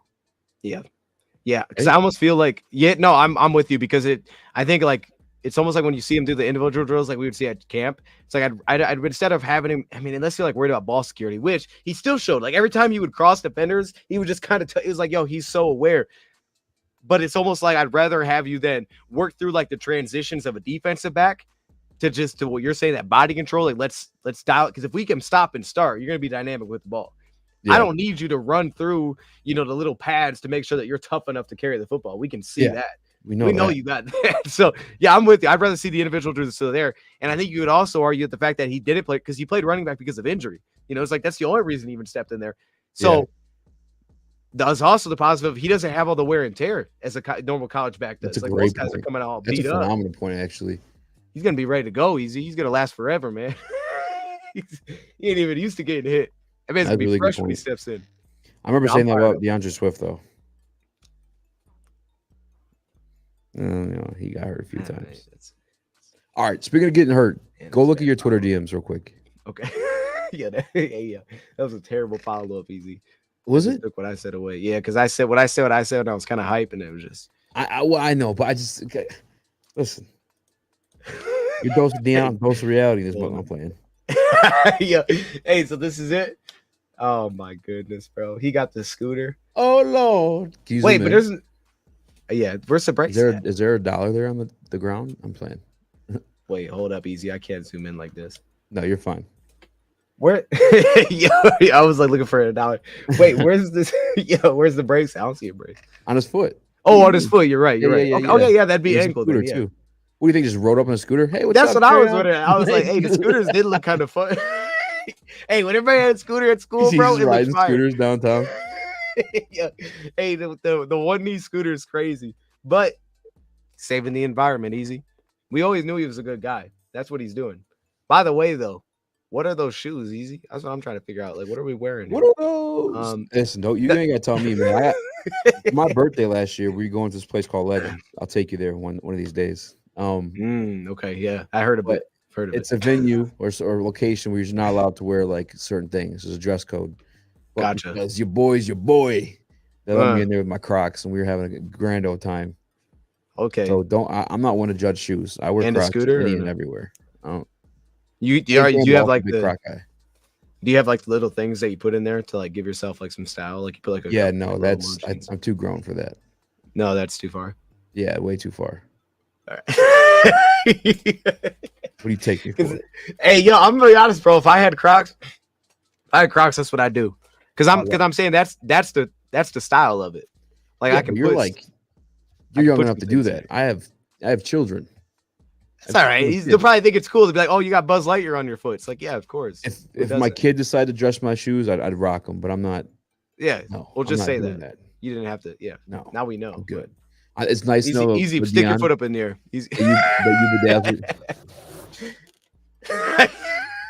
I'm flexible. He took him off. Don't play with me. Hey, Chad, he took him off. That's crazy. He slid the shoe off. Getting made by accident. I'm just saying. Hey, that was good. That was good. All right, Easy. So can you first off, man, I think I can. Yeah, I actually don't have shoes on either, though. All right, let's see. Put my foot in the air. Yeah. All right. Ah, dang, Easy. Hold up. This is my jacked up knee, bro. I ain't gonna lie. This is my jacked up knee. Yeah. Oh, drop my phone. Smash the like button. This thing went way off. It's getting weird, yeah. Wait, hold up. Okay, I was gonna say the Rakestraw pick is like the Arnold one though when you're talking about 40, because they legit had like the same 40 time, and I think you can make the same case for both. I think Arnold plays faster, but it's really the same art because when we were live, bro, you could see in the chat people bringing that up. Like, bro, hey, I ain't gonna lie. Oh, I just went down. Whoever was in the chat when we were live, please make yourself known who said that he doesn't play the run, bro. Because I was seeing those comments like, nah, these got to be trolls, man. So Wait, what? They say who doesn't play the run well? Yo, when we took Arnold, bro, the chat, there was people in there saying he doesn't tackle and things. I was like, bro, y'all have to, because this is not accurate at all. You think the Lions would draft that guy? Damn. But no, I do think the 40 time thing. They both ran the 4.5s. No, yeah, I think they've ranked PFF wise, and again, I'm not a big PFF guy, but just for context, they both ranked the top 2 cornerbacks against the run. I'm pretty damn sure. Like, it's to the point where, like, here's the beautiful part about Deion, and I could be way off on this one, but, like, we talked about this before, though. I think even before the draft, how just the acquisition of DJ Reader. Like, we stopped the run previously, but that was, like, by design. We almost, like, sacrificed our linebackers to do that. I don't think we have to do that anymore between DJ Reader. If these guys end up both playing the perimeter, I mean, I don't know. How's Carlton Davis against the run? Carl Davis is legit against the run. Yeah. Because I know Tampa's pretty good against the run, but I don't know if Carlton Davis himself is. But regardless, we have the perimeters pretty secured now. I'd like to believe Brian Branch. I tell you what, I went to that Falcons game. Actually, didn't you go to that game too? Oh, my gosh. I didn't go. No, not Atlanta. Okay. Oh, you went to the Panthers game. Panthers, yeah. Bro, he's insane against the run. Bro, yes. Oh my God. So you have that kid roaming around there. You got Terry Arnold that plays the run really well. You have Ennis Rakestraw plays the run really well. Amik Robinson, who's just a dog, who's at least going to, like, stop him for a minute, which also I think he plays the run pretty well too. Like, I think, like, we're going to be one of the top, again, not even without sacrificing guys, top run defense in the league. And where I feel most comfortable about it too is these god dang running quarterbacks that just get us every single time, every single year. I think DJ Reader, having him in front of guys like Jack Campbell and Alex Anzalone, obviously running quarterbacks going to get theirs off when they do, because you just don't know when it's going to happen, right? But I think with those guys at least filling space and keeping bodies off of them, again, Jack Campbell and Anzalone, that we're going to be less affected by it. Yeah. No, I think that's 100% the play. I think that was the plan with Martin. Like, yo, we need a guy that could deal with multiple gaps. That way we can allocate one guy a little bit less responsible to having to play all these inside gaps. Just to give us some free, more bodies up. Because you're right. So this is something that we were talking about. We were talking about this after day 2. Like, yo, the Lions, what changed their run defense, in my opinion, because you just said it. This is why we talked about this before. It wasn't that, like, they became a good run defense in 2022 because their interior got loaded or something. Like, no, their defensive backs is what made the run defense. Because when teams ran all over us, that Carolina, our defensive backs were not tackling. And the Lions had to shift things up schematically. They had to ask their cornerbacks for run support. And when they did, we shut down the run. Like, that position, to me, has been the biggest difference. And once you put in Brian Branch, I think Brian Branch was our best run defender last season. Like, regardless of position, he was so good against the run. He got on box so well. And it's like, those guys were the difference of a run defense. Their safeties will tackle too. So to your point, it's like the interior, I mean, it really was like on paper, like we were solid in there. Lee McNeil's a good run defender. He's good. He's usually good at the top of the run. But it's like that difference was actually the defensive backs. So I'm with you. Like, DJ Reader's going to open something that we haven't had before. But I was bringing up the Carolina game because if you go back to 2022, like, Lions got gashed. And so much of it was like, bro, 300 yards. Aren't playing the run. Yeah, we got cooked in that game, man. Yeah. But then you could go to Dallas and see, like, oh, we shut it down. But what do we remember about Dallas? It was Jeff Okudah. He was all over the place. He was hitting everybody. It's like, bro, our defensive backs have to tackle because they changed everything for our run defense. And I do think that for the Lions, it's almost like that is kind of their – I think what you said is important because it almost feels like that's a little bit of way kind of their secret sauce to their defense. Like, I don't think every team has grasped yet, like, what that can do. Like, why the Lions run defense so elite? It's not because they had the best defensive line of football. It was elite against the run because their secondary was so darn good at tackling, and you had no weaknesses back there. Those guys can't, and then Aaron Glenn could just crank up the blitzing, and we just get tackles for loss, and the numbers would start to drop for him. That was the difference. Like, you see guys like Nate, like that's why, like, to me, they would never have taken Nate Wiggins. I liked him a lot, but like once I realized like he doesn't want to stick his nose in, it's not that he can't tackle, he just doesn't want to. It's like they're not gonna. I think it's what happened with Gonzalez. Gonzalez could tackle, but he didn't have a dog in him to say, I want to go hit somebody. Yeah. Lions weren't going to draft that guy. That's what I think. No, I think you're 100% on the button. I mean, the two common attributes they have, again, is that run defense and physicality. We talk about Terry Arnold and his Rakestraw, guys they drafted back-to-back first and second round. I mean, Rakestraw in his interview with the Detroit Lions media was like, Yeah, I mean, I know I'm little or slight in build, but I'll hit you like a linebacker. Like It's that's awesome. that is what they like. That is what they that's what they aim for, and they acquire these guys. So yeah, this run defense is going to continue to be phenomenal, and I think it's going to open up so much for guys like Jack. Like he already was going to take a leap, in my opinion, just from having a sophomore season and having his feet under him. Because like I feel like off ball linebacker, you just have so many responsibilities that it could be tough for like a rookie. Yeah. Obviously, you have those guys that are just good right away, but most of the time, even those guys, they have those 4 down linemen in front of them helping them be as good as they are. Like I think we'll see a big leap from Jack, and then if he's back in zone, he's finally gonna be able to like utilize that 6'5" frame to like tip balls and make opportunities for guys like Brian Branch, Kirby Joseph. Like, I'm a fan of this team, I understand, but this is also like just football 101. Like if you know ball, like like these are the builds and body types that you'd want to make those type of things happen, and they've done it. Bro. I don't know if we were talking about it together, but like is saying like that's to me where the future of linebacker is going to stand out, man. I think we were talking about that together. It's those traditional style linebackers, but I'm with you because it's like Jack went through a lot last year, man. Not only was he trying to rotate in, but then he also had to play on the line of scrimmage, which was like not him. It was like First time in his career too. bro, yeah, it was like he's playing real slow down here. This does not look Yeah, right. still got a couple sacks. He did some good. It wasn't great, but he did some good. It was just too fast because they were just going to put him in a mix over and over. And we've seen how long it's taken Derek Barnes to get comfortable there. Like Barnes has finally gotten comfortable playing on a line where it's like through the season you saw it get better. But for a while there, it was like, bro, this guy is playing really slow on the line of scrimmage. Shout out to KV Alto with the 5-piece dime sets on first and second down. Sometimes that's who the offense calls for, man. You got to be able to stop the run. That's what you see most of the time now is teams have all these receivers out there. All right, easy. I appreciate you, KV Alto, man. Shout out. Anything else that stood out to you about the draft? Like anything either specifically from any team? That stood out to you. Okay. Yeah, go ahead. actually. This is the 8th year in a row my phone hasn't rang. Absolute bullshit. I've been busting my ass at home workouts, and the NFL has yet to ring my phone. Just bring me in. Bring me in. I'm short. I'm quick off the line. Let me shoot a gap. Third down pass rush. Let me shoot a gap. Let me zoom in on it. What is this? What are you doing?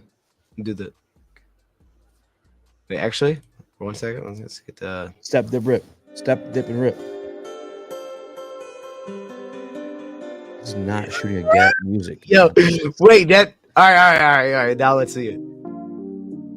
Hold on, all right. Here we go. Okay. Yeah, first round pick, Daniel Easy. He's really great. Yeah, he's just short, stout build. That's probably why he fell to the 7th round here. But I'll tell you what, he's quick off the line.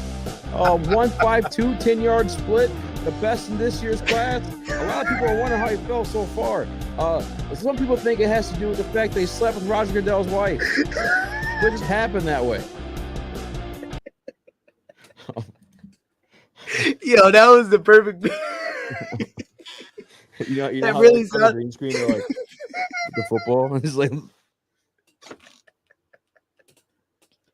yo, that's awesome. That was so good. Got to put the chain on. Bro, that was so accurate though, man. Like I started playing that, I was like, "Where's he going with this?" I'm like, "No, this does feel like I'm watching it on TV." Mel Kiper and everything. That's crazy.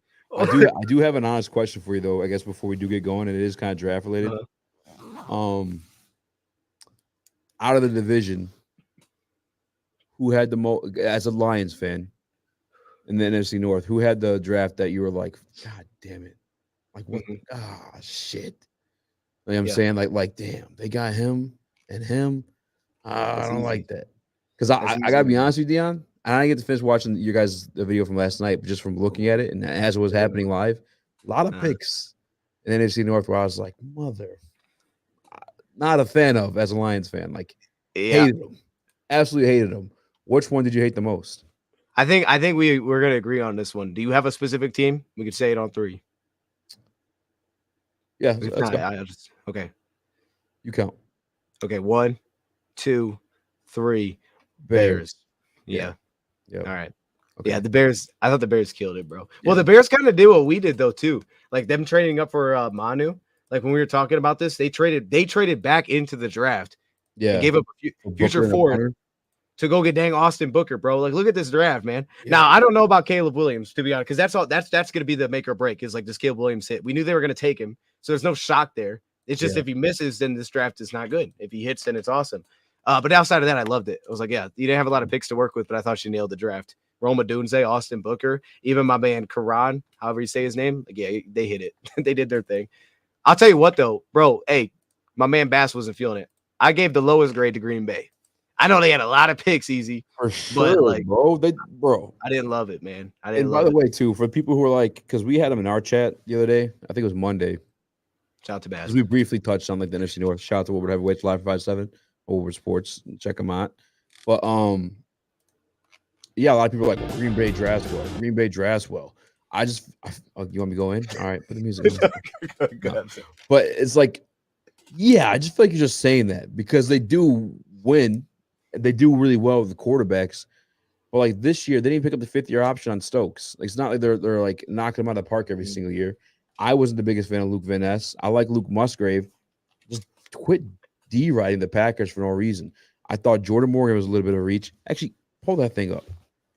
Okay, well, you pull it up because here's what I'll do. Because they here's what they do well. They hit on offensive linemen late and they make that work. And like last season, they ended up hitting on their receivers. They were kind of all forced into action, but they did hit on their late receivers. But it's not to say it's not like you go to the year before, they took Devontae Wyatt. He's done nothing in the NFL. That was a complete miss. And I thought he was going to be a dog, too. I thought he was like one of the better like pass rushing defensive tackles out of that class. But then maybe it's just because he played next to Jordan Davis at a collegiate level. See, and this, bro, they keep hitting on the same thing, though, because Christian Watson, I like Christian Watson a lot. He's just been hurt, but he hasn't really done much in the NFL. Sean Ryan, I don't think they'd consider that a hit, their interior lineman. Romeo Doubs was a hit because he was round 4. Zach Tom was a hit. Then outside of that, I didn't like that draft either. Kingsley, Enagbare, I didn't like him a lot. Tariq Carpenter, Jonathan Ford, those were 7th round. But then they hit on Walker. They did the same thing last year. They had Jaden Reed in round 2. They had, and then, I guess it was still Walker. Yeah. I mean, wait. I don't like Walker, but he's a good player. Valentine was solid too out of cornerback. They hit on late rounders. They hit on some late rounders. They make them work, and they play a lot for them. So the guys they got that I hated for us, I'm talking about the Packers specifically in this situation, Edgerrin Cooper and Javon Bullard. Right. Just because I look at those games against the Bears where our offense just seemed to sputter out, and maybe you can blame the offensive line because we had a couple of backups in. I'm not going to fully blame that. I think those teams, because we eat in the middle of the field with our offense, we talked about this before too. Yeah. You look at the Bears, the way they're set up between Tremaine Edmonds, who they have at safety that I can't think of right now. Regardless, the Bears. They got guys from Penn State. Not what we do well. And the Packers, what they do, they sign Xavier McKinney. They grab Bullard, which I think could be like your thumper, and McKinney's like your playmaker. And they also got Edgerrin Cooper, who you kind of put me on to. I think obviously there's more to be developed in the pass game, but obviously he's athletic enough to make plays in that middle of the field. I hated those 2 picks as a Lions fan. I get that. And they traded back to get Cooper, so it's kind of clean how they pulled that off. Risker, yeah. That was kind of clean. Thank you. I'll say, though, like Edgerrin Cooper, like, because I remember really like, I think he might fit there a lot better. I think he'll be more of an impact player against the run, and he'll have to be a spy for him. For sure. Like, bro, telling you straight up, if you put him one-on-one with Sione Vaki, Vaki's cooking that dude. I'm telling you, one-on-one, he's cooking that dude. Like, bro, he's cooking him in coverage. Now, for Green Bay, what I think they have is Walker and Cooper. They got athletes that'll play man, and they can take away running backs underneath. But are either they're going to match up with Gibbs and Vaki? Call me a homer. I don't think so. Absolutely not. But that's the thing is, like, I don't even know if, like the Bears, like when Tremaine Edmonds got those picks against Jared Goff, or just a 1. I think he got 1 when we were at home. He wasn't in coverage on Gibbs or Montgomery, I don't believe. I think he was out there roaming. He was in zone on those, yeah. Yeah, and that's what I'm saying. Like, you got a long body guy like that. They got a new defensive coordinator. They probably watched the Bears do that to us, and they're like, you know what? We're going to go out there and do the same thing. Look, man, I don't disagree with you because that was an issue, but I do think what we're doing, man. We're remembering the interceptions because I feel you, and it was bad. It was probably worse at Chicago, to be honest, if I remember right. Yeah, but Chicago, that was like more of a punt interception. Bro, but even the first time we played them, like if you remember the first one, right? Laporta fell down and it was picked off. Like it went right. No, he wasn't fall down. He got pushed off the route. Yeah, but there was like 2 more interceptions after that. Easy. We can pull the clips easy. Let's pull the clips. Pull the clips right now, actually. Because this is why I came on your live show. Remember, you had me on the show after this. No, we had you on after the away game, didn't we? Like the at Chicago game. I'm talking about it was like after that Goff stretch where he had the interceptions. You guys had me on. Yeah. So it may have been the second time. I was like, hey, defend your king, little punk. Little punk ass, little dose of punk ass. No, man, I did though, easy. You walked back and you said, man, that was probably the best. That was probably the best segment of all time here. And like from that day on, you ordered 3 Goff jerseys. So we did pretty well. Listen, I'll tell you what, I already put it out on Twitter. If what's his name? You won't even know him. This guy's giving away $25,000. So if you pick me, I'm buying a Jared Goff jersey. You came on after the away Bears game because I remember actually now because we were also talking about the third quarter and we went over the sequence of like what happened, and it was like partly Ben Johnson, partly Jared Goff can't throw on the cold, but he's still good. He's still our guy. Oh yeah, you didn't. I didn't. Dion, you missed it. What? I'm not a Jared Goff guy, but I'm just enjoying it now. I'm done bitching. I'm done stressing. Okay. I just this run is just too magical. When I watch those 5 guys go out there to begin the draft and introduce our team, I just want to enjoy the moment. I don't want to stress about contracts. I don't want to stress about the future. I've never got to witness a playoff run, let alone win in my lifetime. JG was a part of that. Hey, it is what it is, my boy. I'm rooting for the best. We got him. Wait, so hold on. I don't understand what you're saying here. So what you're saying is you're a Goff guy? Is that what you're saying? I don't know. Am I a Goff guy or am I just accepting of it at this point? You're accepting what? That he's our guy. You finally are accepting that easy? It's been like 3 years, man. Hey, been here pretty long. A magical moment at the beginning of the NFL draft in Detroit where the whole entire city embraced him. When Amon-Ra hit the podium, that was fire. In front of 275,000 people, he could have just as easily just said, "What up? Hello, how you doing? How's your grandmother? Hey, Roger Goodell, I tapped your wife." He could have said any of those things. Well, you know what he said? Yeah, Jared Goff, Jared Goff. Like I'm just here for the ride. If it comes up in conversation with my opinion on him and that stuff, I'll speak my truth. But I'm done. I feel like I was actively not rooting against it, but just I don't know. I felt I'm just done being negative. I'm just here for the ride. All right. Okay. He's our guy. Not my guy, our guy. I can remember that. I mean, he's your guy too. I see the jersey. Look, man, look, at some point it's gonna happen. Here's what's happened, Easy. It's one of these things where we trade for him, right? And there's a split. People that they love Stafford and they're hyped at the Goff this year. There's a mix. And I was on both sides. I like Goff, still like Stafford a lot. And then the first year happens, and most people are like, "All right, Goff ain't the dude." But I try to tell him, I'm like, "Hey, he's that dude. You gotta give him something to work with." Yeah. And Edgar comes back, finishes the year kind of strong. Then year 2 comes around easy, and we're 9-8. We're knocking on the door, wins at Green Bay, and I'm trying to Easy. He's that dude. And now here we are. Easy. It's a slow burn. Don't do it, Dion. I'm trying. But just wait. I'm just telling you, wait till we're going to be in 5 years and we're talking about, man, like, when is he going to be inducted to the Hall of Fame? Like, that's the conversation. Why are you doing this? Why? I'm trying to be nice. We're on one path, Easy. We're going the same way. It's just taking me a little bit while to get there. I'm just standing here waiting. I'm like, hey, y'all. Because here's the thing. I don't perceive it as that. I perceive it as Ben Johnson cooking, this offensive line being phenomenal. He's still very good. Listen, I'm here for the ride. All right. Also, yeah, I think I was wrong. It wasn't Tremaine Edmonds who got that pick on JG in the middle and zone. Let me actually make sure this is zone. It was TJ Edwards. Are we talking about the right game? Was it the Bears game? Bears game in Detroit. It was in Detroit. We had 3 interceptions. Yes, or maybe he's doing it in a fumble. I could be wrong. Okay. So we had 3 picks and we won that game. That's why it was throwing me off. Gotcha. Okay. So let me watch TJ Edwards, fellow light skin. Shout out. Yep, he's back there in zone. Timing route. Actually, I can't even really blame the offensive line for that one. That was just a really poor read and throw. And he admitted that too, by the way. I'm not pooping on him. And he's our guy. Again, our guy. Easy. I don't even know what we're talking about, to be real with you. I don't even know either. I'm kind of just watching these highlights. The point I was getting to originally, I was excited to tell you that I was a fan of your boy now. Okay. Oh, okay. So there you go. The point I was getting to originally was that the Packers drafted guys that could roam that middle of the field, much like the Chicago Bears did. The Chicago Bears gave us trouble. Gotcha. Bears are a really good defense, man. That's why I like the draft a lot. I'm hoping Caleb Williams does not hit. No hate for him, but just as a, I don't want that to work out. But yeah, no, like I said, I didn't really care for the Packers one, to be honest, because even Javon Bullard, I think he's going to connect. I still felt like the flexibility was there, but I'm like, where is he really his best at? So I don't know. I fell in love. I actually like the Jordan Morgan pick a lot, but Zach Tom's probably going to center. Someone told me Jordan Morgan's going to play guard for them. See okay. I didn't see that. I think a lot of people viewed him as a guard because he only has 32-inch arms. I think he can play tackle. I actually think he could stick at tackle, but I could understand that. Is that the vibe? Like he's playing tackle and Walker's going to stay at he's playing guard, Walker's going to stay at tackle? Yeah, that's just what I heard that somewhere.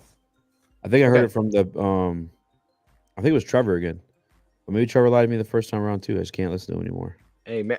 Well, I mean, look, I don't think it's crazy because I think that's what a lot of the Packers guy thinks he'll probably play left tackle and then Walker's going to right tackle. Because I thought he was a guard at first too. I really did. I think he can do both. I just heard they were playing him guard. I think he can play tackle too. Yeah. I don't know. It feels kind of weird to draft it that early.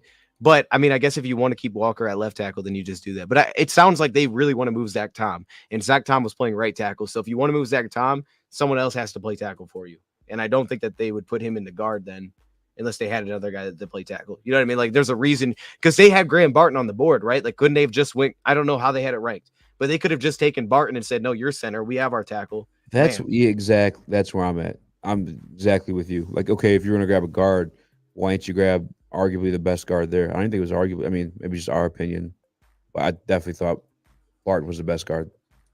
Yeah, you could have went with for sure an interior guy. Maybe hey, I will say this: draft. I think he was the best guard. Yeah. To be honest. I mean, was there any like? I want to address this just because at some point this dude's my guy. By the way, this is one of my best friends. I'm not even hating on Ryan. Shout out to Ryan. I appreciate you being here. The art looks good. The gray background looks good. All right, maybe we could add a little more flair to that. All right, let's try to put a picture on here, Ryan. But honestly, man, this is what we have to address because Easy, if he's your guy and he's saying stuff like this, I know you haven't brought this up, so we gotta get that right because now you're a golf guy, so you have to have these things in your mind, right? You have to be prepared. Someone says, "Bam." They bring up somebody, you got to know his stats, back of your hand. Got you. So what needs to be understood here is Jared Goff. Look at what his cap hit was last season. Top 5 in the league last season. Had us in the NFC Championship game. Okay. If you look at what his cap, Easy, this is real. Regardless of what he gets paid, Easy, regardless of if that number says 52 million. Yeah. Because he was able to go to the NFC Championship with a top 5 cap hit, he has proven to you that you can win with this guy with a top cap hit in the league. So regardless of what that total number looks like, who they just re-signed? Who's got paid this offseason? Panay and Saint. Okay, things are gonna change because you're not gonna be able to keep the rest of these guys because you're gonna start paying some of these guys. That's where Ryan's coming from. He needs a team, both sides of the ball, all around to make it work.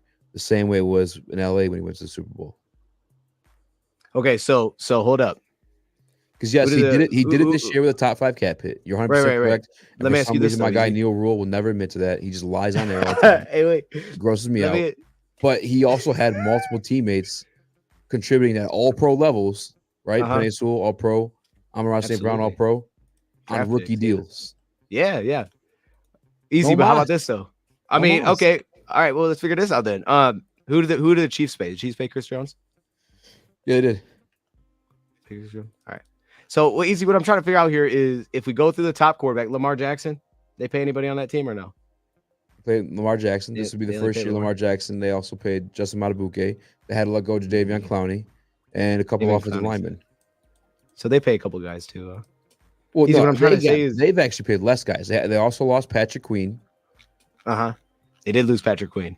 Now soon they have to pay Kyle Hamilton. Look at the Buffalo Bills. Perfect example. Right. Okay. Now Josh Allen's contract's starting to hit. Right. No more Stephon Diggs. They lost like. Well, that was a little.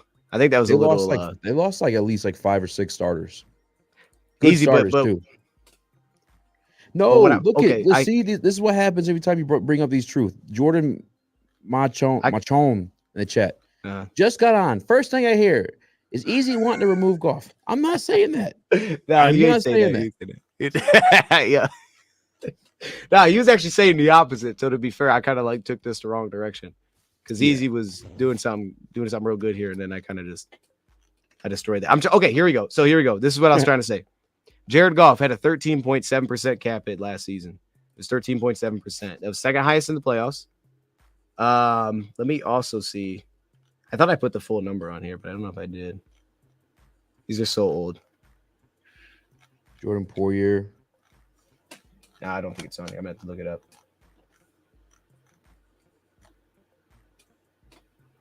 What?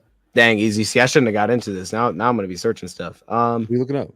Well, it's true that he had a high cap hit. That's 100% true, but he had a lot of rookie contracts on this team too, contributing big time positions. That's not the case anymore. You just re-signed two of those guys. But when he got here, did we not have high cap hits that we were paying? And we were terrible because he had a high cap hit too. Right, but I'm saying is all you've essentially done is you've taken the high cap hits that were on guys that are no longer here, and now you're giving them to guys that you want to pay.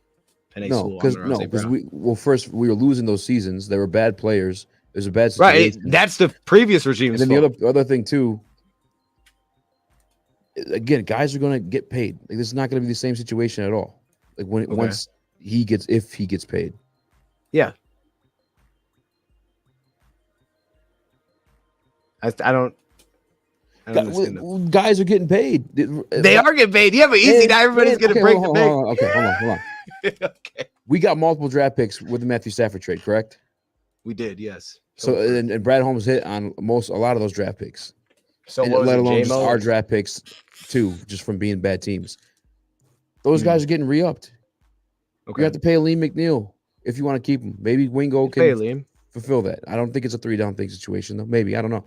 But that's the reality of it. Like, once you pay a quarterback that much money, Tyreek Hill left the Kansas City Chiefs for that reason. Yes, they kept Chris Jones. Yes, they kept Travis Kelce.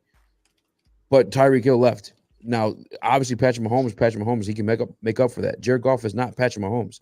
Jared Goff needs a lot around him to work. That's why you can't give him a shit ton of your cap space if you're not wheeling and dealing with a shit ton of rookies like we have been the past 2 years. Now, I'll say this, though. There's a 2-year window. Because these extensions we gave Amon-Ra St. Brown and Penei Sewell, you got this year, then you got the 5th-year option. Well, not for Amon-Ra. And then the big money hits, right? So maybe you want to front load something if you're going to re-sign Goff. So let's think about this, though, right? So here we go. Hudson coming up. Okay, watch this, McNeil, right? Lafontaine Melifonwu. Easy, but these guys aren't getting big money. Even Melifonwu, they're going to be, and they're contributing pieces to this team. He's going to get paid. He probably will get paid, I assume. Ooh. If he ain't going to get big money. Aleem's going to get probably mid-tier money. I think you should get paid a lot. We might not be able to keep him. We might not. I think he'll fall like mid-tier, maybe 10, 11 a year. I don't think he'll break the bank.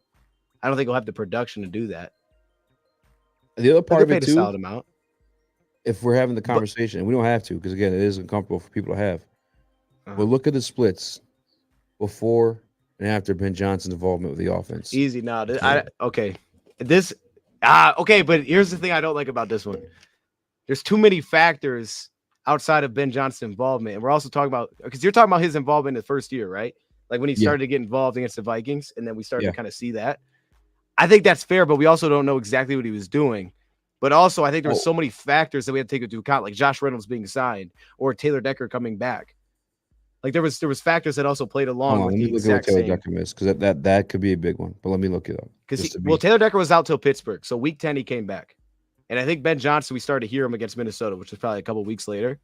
I think Ben Johnson started against Pittsburgh actually, because we had heard.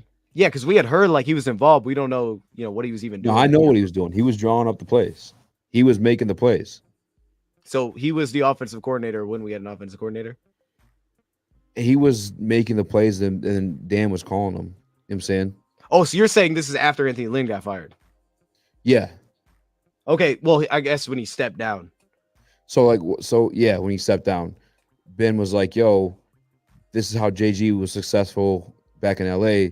Let's start utilizing this. Hey, we have this guy named Amon-Ra St. Brown. Let's start utilizing that." Now there is context of Josh Reynolds, and this is a great point to make that you made. The context of Taylor Decker returning, because that was I'm pretty sure the switch. I'm gonna find it on my phone real quick too. I'm pretty sure it's like doubled. I can send to you. What'd you say? I'm pretty sure it's like dropped in half when we got Taylor Decker back. It was massive. But I would also make the case then too. Jared Goff was also successful before Ben Johnson as well in LA. Well, yeah, but it's hard because it's is one of the greatest offensive minds in the game. That's right. Right, but it was Ben Johnson. He arguably could go down as like one of the best to do it. I mean, he's the youngest coach to ever win a Super Bowl. And guess what he wanted? He wanted an upgrade. He got the upgrade, and then he won a Super Bowl the very next year. He did, but what does he do? Okay, but my point is easy. How are we going to hold that against Goff? If he's done it twice, it's not holding anything against Goff. It's just not giving him phantom credit for being this guy that, like, if you watch the game, it's very much an X and O situation. He plays within the structure of the play. He's not a guy going outside the structure and making these plays. It's like, hey, we drew this up. You stay protected, make the right reads. We're going to win some games. Let me ask you this. You could almost flip anybody to make those plays, though. Okay, but let me ask you this, Easy. So Buffalo Bills, right? Is Josh Allen better than Goff? Yes. Okay, so what did Buffalo do to the second half of the season? I don't know. They just stopped throwing the football. Huh? They stopped throwing the football. If you look at Josh Allen splits, they stopped throwing the football. They tried to play through the run game. So what I'm saying is this is what every team does. What I'm saying is this is what every team does. Like, you could look at Tua and you could say, well, dang, he's Mike McDaniels. He's got all the speed. They just run crossing routes. It's like, yeah, but that fits too. You knew when Tua came out, he was a timing quarterback. He throws within 20 yards pretty well. This is what we should do. So what I'm saying is, if I took any quarterback and put him in a mess, it's probably going to look like a mess. Now, he may give you some things off schedule, so you may see more variance between, like, yeah, this is a mess and this is awful. But you could even make the same cases about Stafford throughout his career, good versus bad. Like when Stafford was dialed in, I remember that first half of the season when he had dude from Seattle, it was like, yo, he's cooking. But like you saw differences when he was there versus when we had different coordinators too. Now I think Stafford had the talent where it was also to the point where, and this is the thing, this is why I say like when Stafford left was so, because I think Stafford that Super Bowl year was the best quarterback in football, straight up. I think he was the best quarterback in football. But like nothing argument. You could say this pretty much, I think, about every single quarterback outside of someone like what is the worst? Like, because Goff, like your point, when it's bad, it's going to look really bad because he's not going to do anything on schedule. With JG, there's one way to win. With Stafford, there's multiple. Like you could what does that mean, Easy? What does that mean though? Because hold up. It means what does it mean? Because I've seen us win without a run game. What'd you say? I've seen us win with Jared Goff without a run game. I've seen it happen against good passing defenses, great passing defenses. Ooh, we've seen it happen. Jared Goff. We've watched it happen. We watched Tampa last year. We watched the year before. We saw Arizona. We've seen games defense. Tampa was a great pass defense last season. Let's check it They out. had our boy. They had Carlton Davis. They were also a great blitzing team. How about here? Let me ask you all. They were a great blitzing team, and here's the answer to the blitzing. We had this conversation too. When second year in the offense, right? And to his credit, to Ben Johnson's credit too, just being a great leader, sat Jared Goff down. Where do you think you're best at? I think you're best at here. Let's come to the middle. Okay, cool. Second year of that same playbook. Yeah, when you're getting blitzed and you're well, I guess I don't know what word I'm looking for. Rooted in that offense, you know where your guys are going to be to make those throws. But why didn't happen that in LA though? Why didn't that happen in LA? Jared Goff got better here. No, Jared Goff 100% got better at reading defenses here. He wasn't even allowed to do it in LA. Sean McVay would do it for him. Jared Goff got better, but he is very. You could only succeed with him within the structure of the play. Matthew Stafford can roll out of the pocket, fucking sat across his body 50 yards down the field.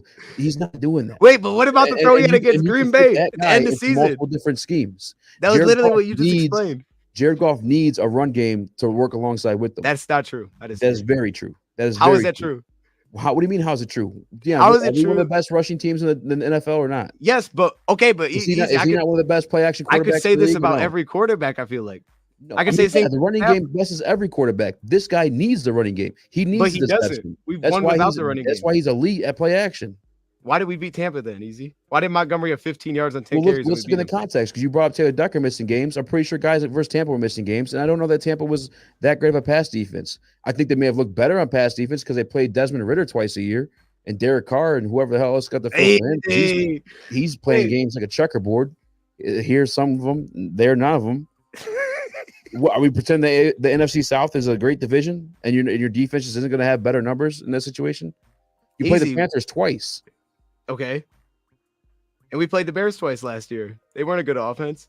The Bears were better than the Panthers. The Panthers were horrendous. Easy. I hear what you're saying, but my thing is like what I'm saying is you're right. You need a run game to get to where we are. We didn't have a run game, we wouldn't get to where we are. We need the run game, though. We need a run game to get to the NFC Championship and get to the Super Bowl, no question. But I think outside of maybe Patrick Mahomes, you could say that about every single quarterback ever that's done what the Lions are trying to do. You could point to Stafford, which most people will say is a better quarterback, and say the exact same thing. Okay, who was the running back for the Rams when they won the Super Bowl? Gurley. Are you talking about when they won the Super Bowl? When they won the Super Bowl. That run game was I don't know, Falk.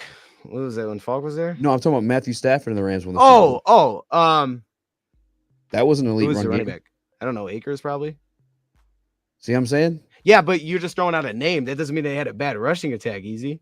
They didn't have a great one.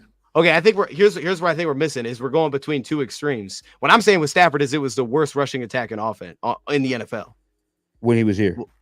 Right. Yeah. And that was a problem. What we're looking at with the LA is probably somewhere towards the middle. It's probably 14, 15, 16, probably somewhere towards the middle. Baker helped us out with picking that one too. I'm sorry. Are you watching Tampa Bay? I'm pulling up the numbers. I want to see who was playing. And I also just want to see where they ranked against the pass. But I mean, that one, the context of the play in the NFC South. You'd also have to look at the time, though, too, to be fair. Yes, I'm saying. That's why I'm going to the first game in the regular season. Because I remember saying that this is going to be a problem. I thought we would have to be able to run the ball, and we couldn't run the ball. And then we won. And I was really worried about that coming in because I'm like, yo, and we didn't score a ton, but he played his butt off. That's the other thing, too, right? Like, Amon-Ra, Gat King, 5 yards from beating that thing 2 years in a row. Dude makes plays after the catch. It's not like my man's whizzing the ball down there on tight window throws. Although last year he had a few of them. Again, that offense at the back of his hand at this point. Yeah, that's why I got paid, though. Like, isn't that what you're supposed to do? You're supposed to have that guy? Like, you've paid those guys. All right, hold on. St. Brown's elite.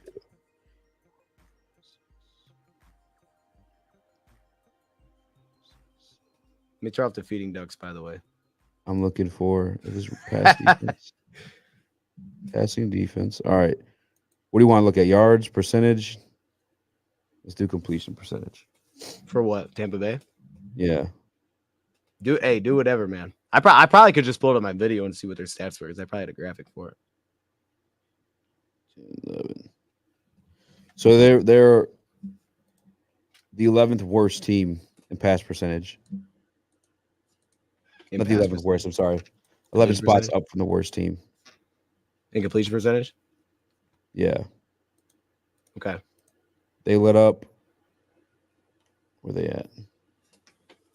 I always have to count so much more. So back half of the league in passing percentage. 1, 2, 3, 4, 5, 6, 7, 8, 9, 10, 12, 13. Back half of the league in passing touchdowns. I know where they were doing really well, though, that I think you're probably referring to. They were getting hella interceptions. Yeah, and again, this is also something that you'd have to probably look at that time. Yeah, like when you went into that week. Stats from that game.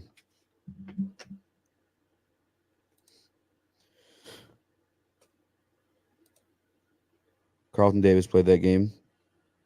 I thought Carlton balled in that game, man. That game actually got me hyped about the signing because I don't think he was targeted maybe once in that one. I thought he played his butt off in that one. They tried to avoid even doing it. How can I pull the box score? Oh, ESPN. Dummy. Look at the chat's just watching us be petty. Sorry, hey man, chat. Look. They probably don't care, honestly. Nah. Honestly, well, they know my take on this side. It was at week 5, right? It's just I don't know, maybe. There we go. Oh, I can't just look at the depth chart for that game.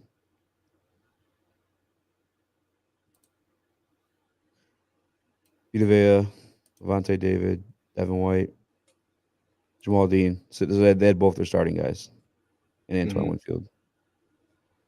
Remember they had Christian Eisen in the slot, man. So we're talking about the regular season matchup, Played right? pretty well too. I thought so, yeah. Because the playoffs they actually ran the ball well. That's where Gibbs was huge.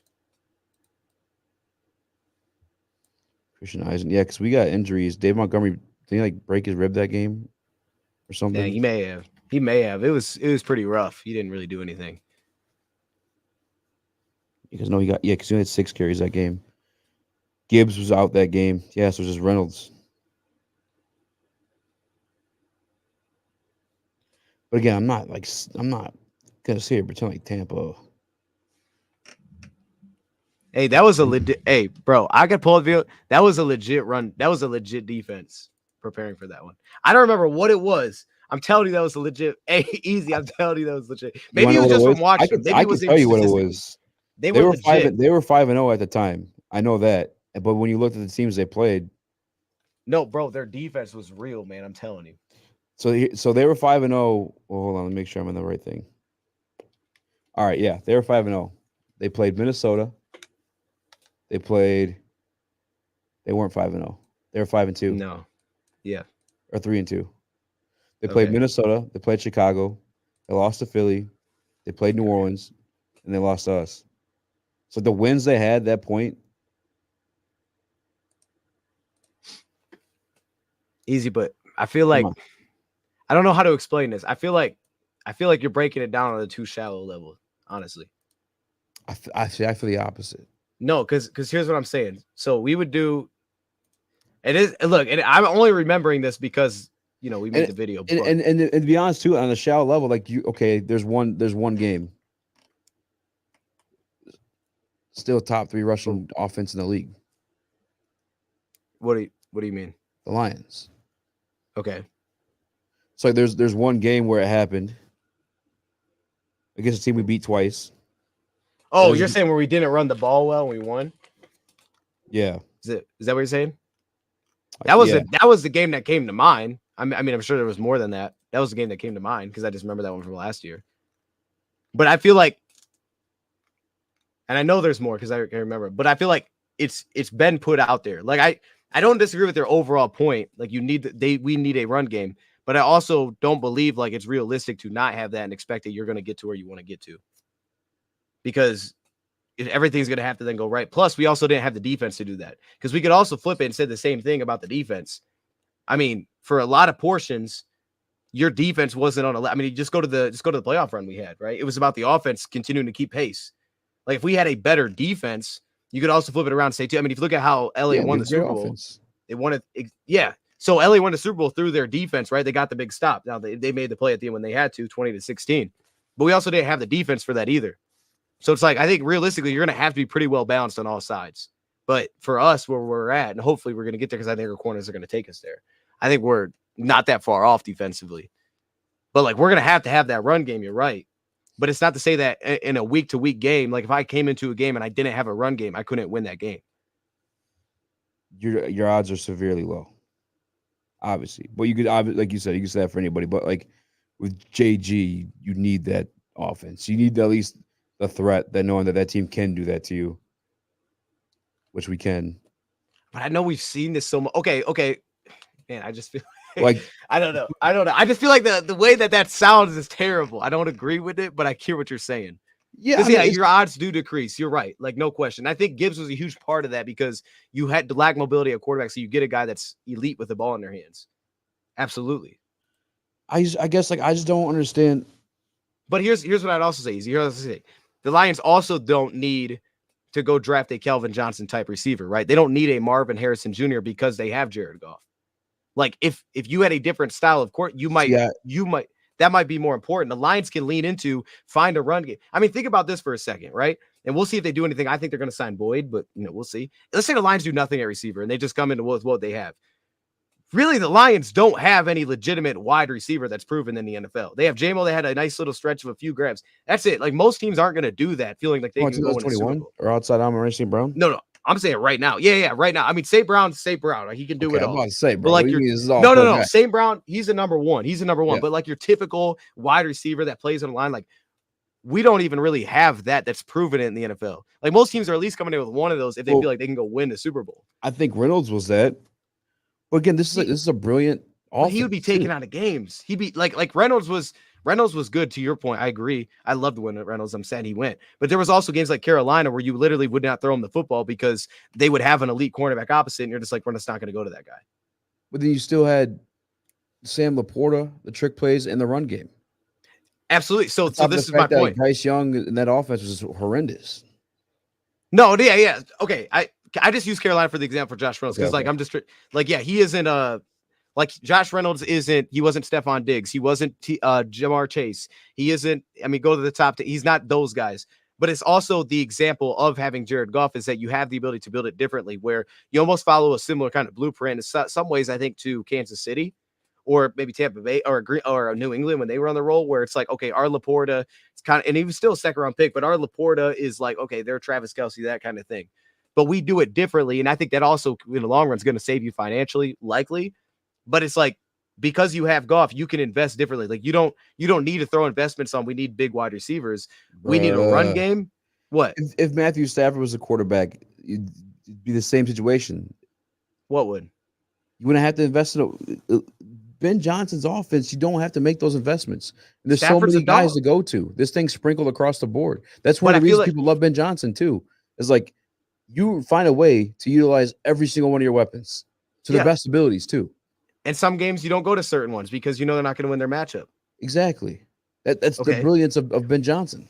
Okay, no. So here we go. So watch what you're saying with Stafford. I don't disagree with because, like I said, I think Stafford's elite. I think he's one of the best in football. He just needs to be healthy. But that is it. You don't need to have Jared Goff be a top. You don't need him to be in that conversation of he's Mahomes or he's Stafford. He doesn't need to be that regarded as that for us to go win a Super Bowl. You can even call him that next tier if you want to. That's fine. And it's fine. But once you pay him that money of that elite tier, then you lose the pieces you need for him to be successful. See, I don't think you're going to lose those pieces that you need for him to be successful. Because I'm with you, right? You're making sense. Your draft picks now, you have to pay him for the first time ever. So it's going to change things differently. No question. And by the way, like still 2 years before that happens. So that's why you're allowed everybody, even the people that are like me, right? That are fearful of like paying him and locking shit down, and you're kind of screwing yourself over there. You still have 2 years before those heavy. I mean, everyone knows these contracts are backloaded. We still have 2 years even if you did pay Goff before any of that stuff kicks in. Yeah. No, I just think like what you're saying is true but you're still going to be able to pay you're going to be able to pay guys. We know the cap's going up. It's all about the timings aspect of it. Like there's going to be tougher decisions where maybe one of those decisions is, kind of what we saw it. Like Josh Reynolds doesn't get re-signed. Like that's just a guy that you're to say we're not spending $9 million on a wide receiver. Taylor Decker might end up being one. He might be one. And maybe Manu's got to be the future. It's like, hey, maybe the budget is, it's got to be a 1-year deal, cheaper contract. When we got Josh initially, that was a fine deal and I don't think he got paid that much. So it's probably not a great example, but like where it's going, we can't do that anymore. It's got to be this because we're paying this guy. But I think all the best teams do that. Like if I go to the Chiefs, they pay Travis Kelce big. They just paid him again. Our guy's going to be St. Brown. He's going to get paid big. And then outside of that, you have to like manage around what you're really going to put money in. If you can't do it, you got to go hit the draft again. But I think that's an okay vision to have. And I think you see it was the best. Like if we go through Kansas City's depth, if you just look at their salary cap for this year, like Joe Tooney's making $26.9 million. So that guy's getting paid. We don't even have a cap number that's $7 more million than our next guy, which is Taylor Decker, right? Yeah. Jawan Taylor, $24 million. Travis Kelce, $19.5 million. Those three cap numbers are highest in our next cap behind Jared Goff. So it's like they're paying guys, but you're going to have to do it. And they're in that stage now where they're paying guys beyond the draft class. So they're in a different stage. So I think they're better to look at. But like, I'm with you. You're going to have to find. So here's the thing, right? So maybe after this year, Carlton Davis balls out and you step back and say, we can't pay Carlton what he's going to want it. So he's going to become a comp pick. He's going to become a third round pick. In the future's Rakestraw and it's Branch and it's and we're not paying the cornerbacks. And I think that's okay. Like if you think about what we did at the beginning, it was because like when Brad Holmes got here, it's not like we were free. It's not like when he got here, the Lions weren't paying anybody. So he had all this money. Remember, we had no money. The money was still going to players. It just wasn't anybody that was playing. They were all dead cap. Everybody we like set the record for dead cap by a ridiculous amount. So I think it's the same. It's like you have the same money because Goff was still getting paid when he got here. He still had a big cap when he got here. So it's like it's the same money. Now it's going to players. But at that time, the way that we had to pull it out is it was the draft picks have to show up. So we got this thing rolling by like your entire front seven was free, basically. The only guy you're paying were Anzalone, and he wasn't getting paid much. You weren't paying anybody on the front seven. So it's like for the Lions, that might have to be the future is you're not paying anybody at cornerback. At receiver outside of Saint, you're not paying anybody. Those are draft picks. Antoine Green, we need you. We got to have a 7th round hit. Like that might just be the future for the Lions. And then your investments are a priority. Offensive line will pay it. We're going to pay Decker. Maybe that's their vision. Definitely the offensive line with JG. And I think that's where, like for me, like maybe you could say with Mahomes, you could have more flexibility on how you actually want to go about it.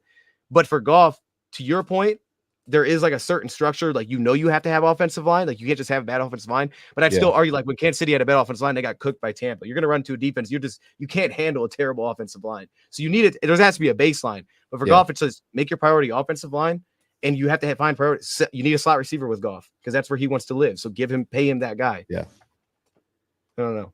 I think we came to a good ground on that one, but obviously we have different takes. But honestly, go ahead. No, I just I think we're there.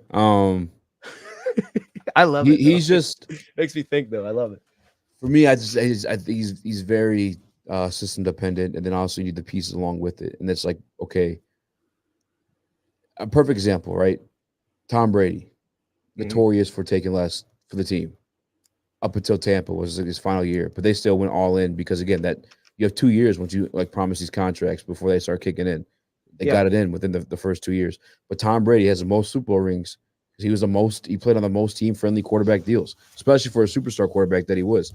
And Tom Brady, another guy too, where like, GOAT. He's the GOAT, right? Football's the ultimate team sport, and he recognized that.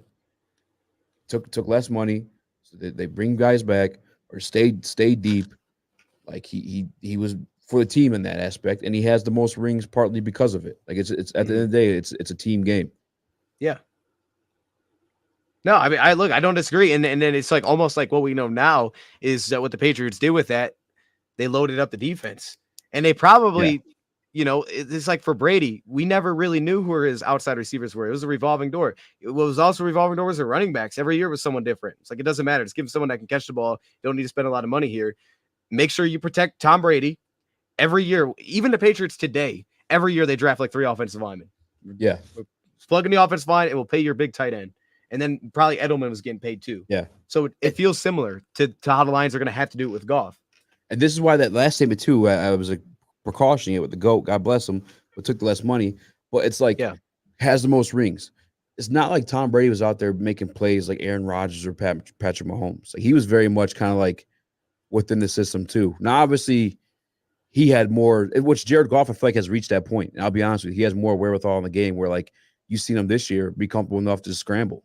He's my guys aren't there. I know where they're supposed to be. Way better. Nothing's there. Let me tuck this and run.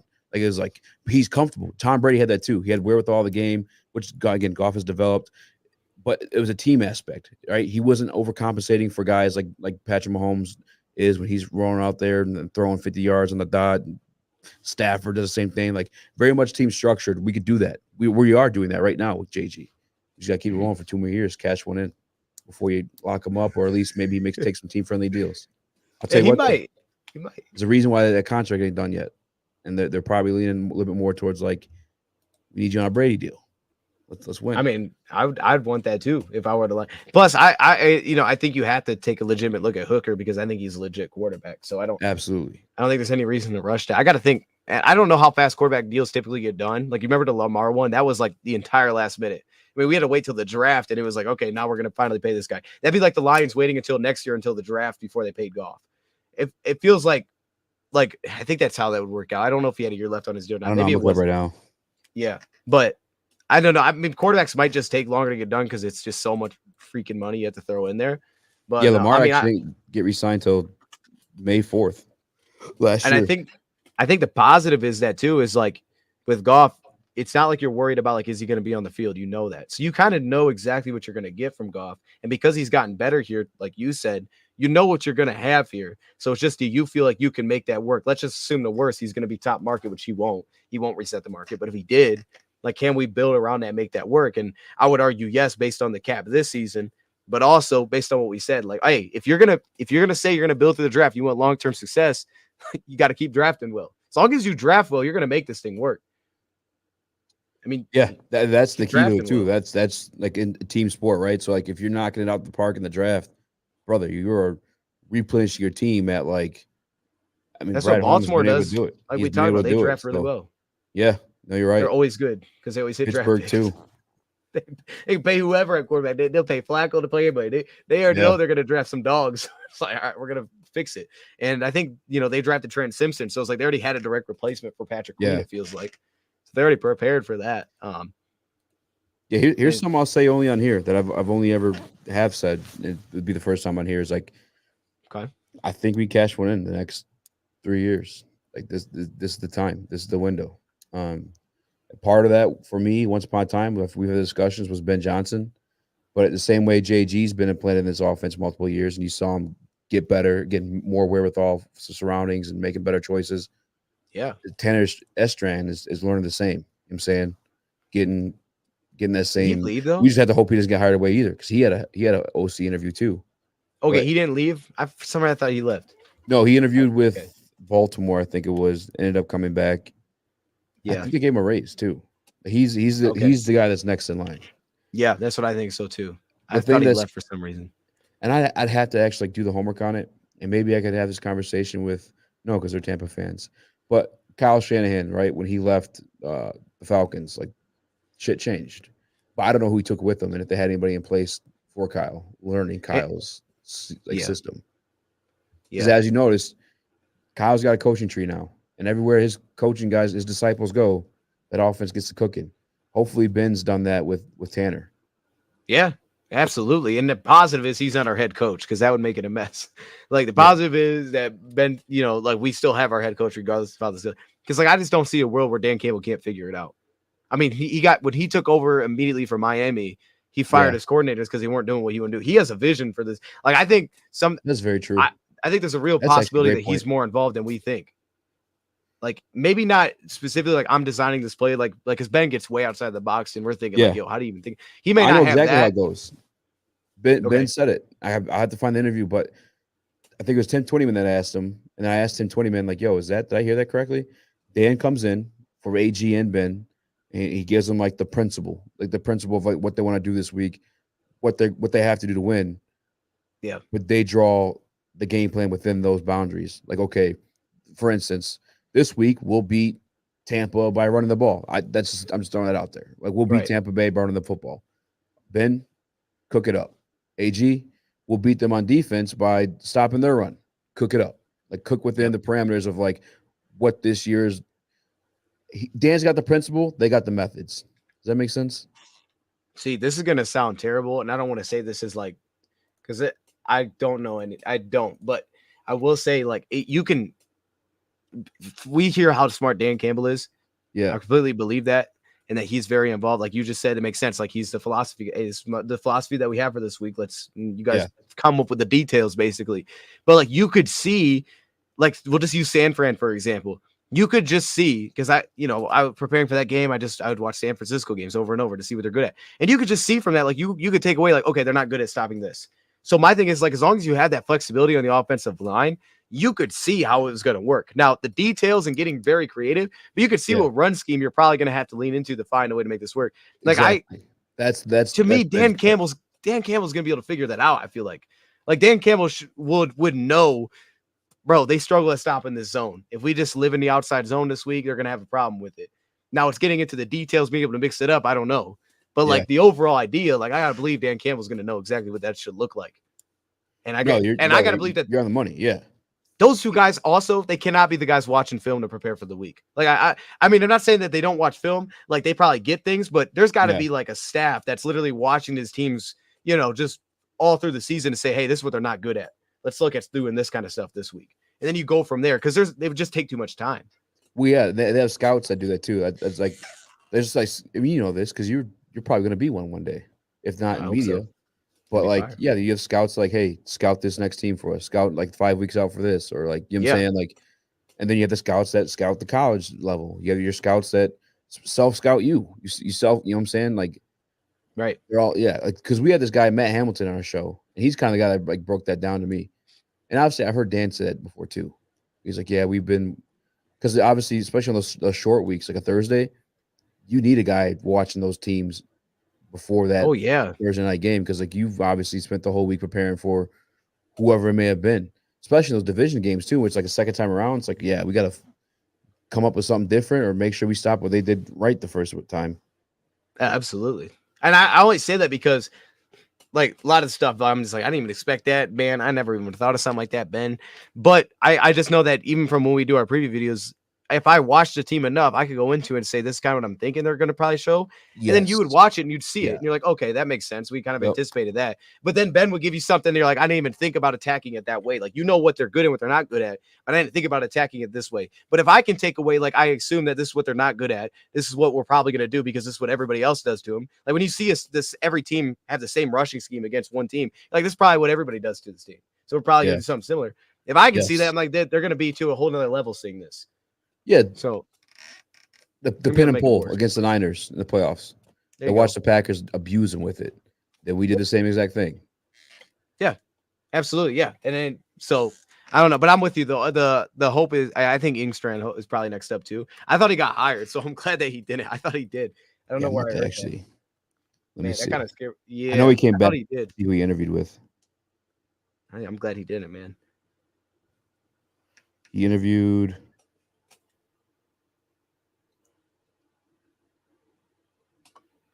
I'm sorry, I had to find it.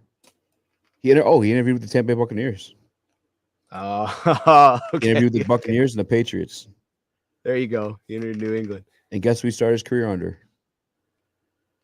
Jim Harbaugh. Yeah. That's right.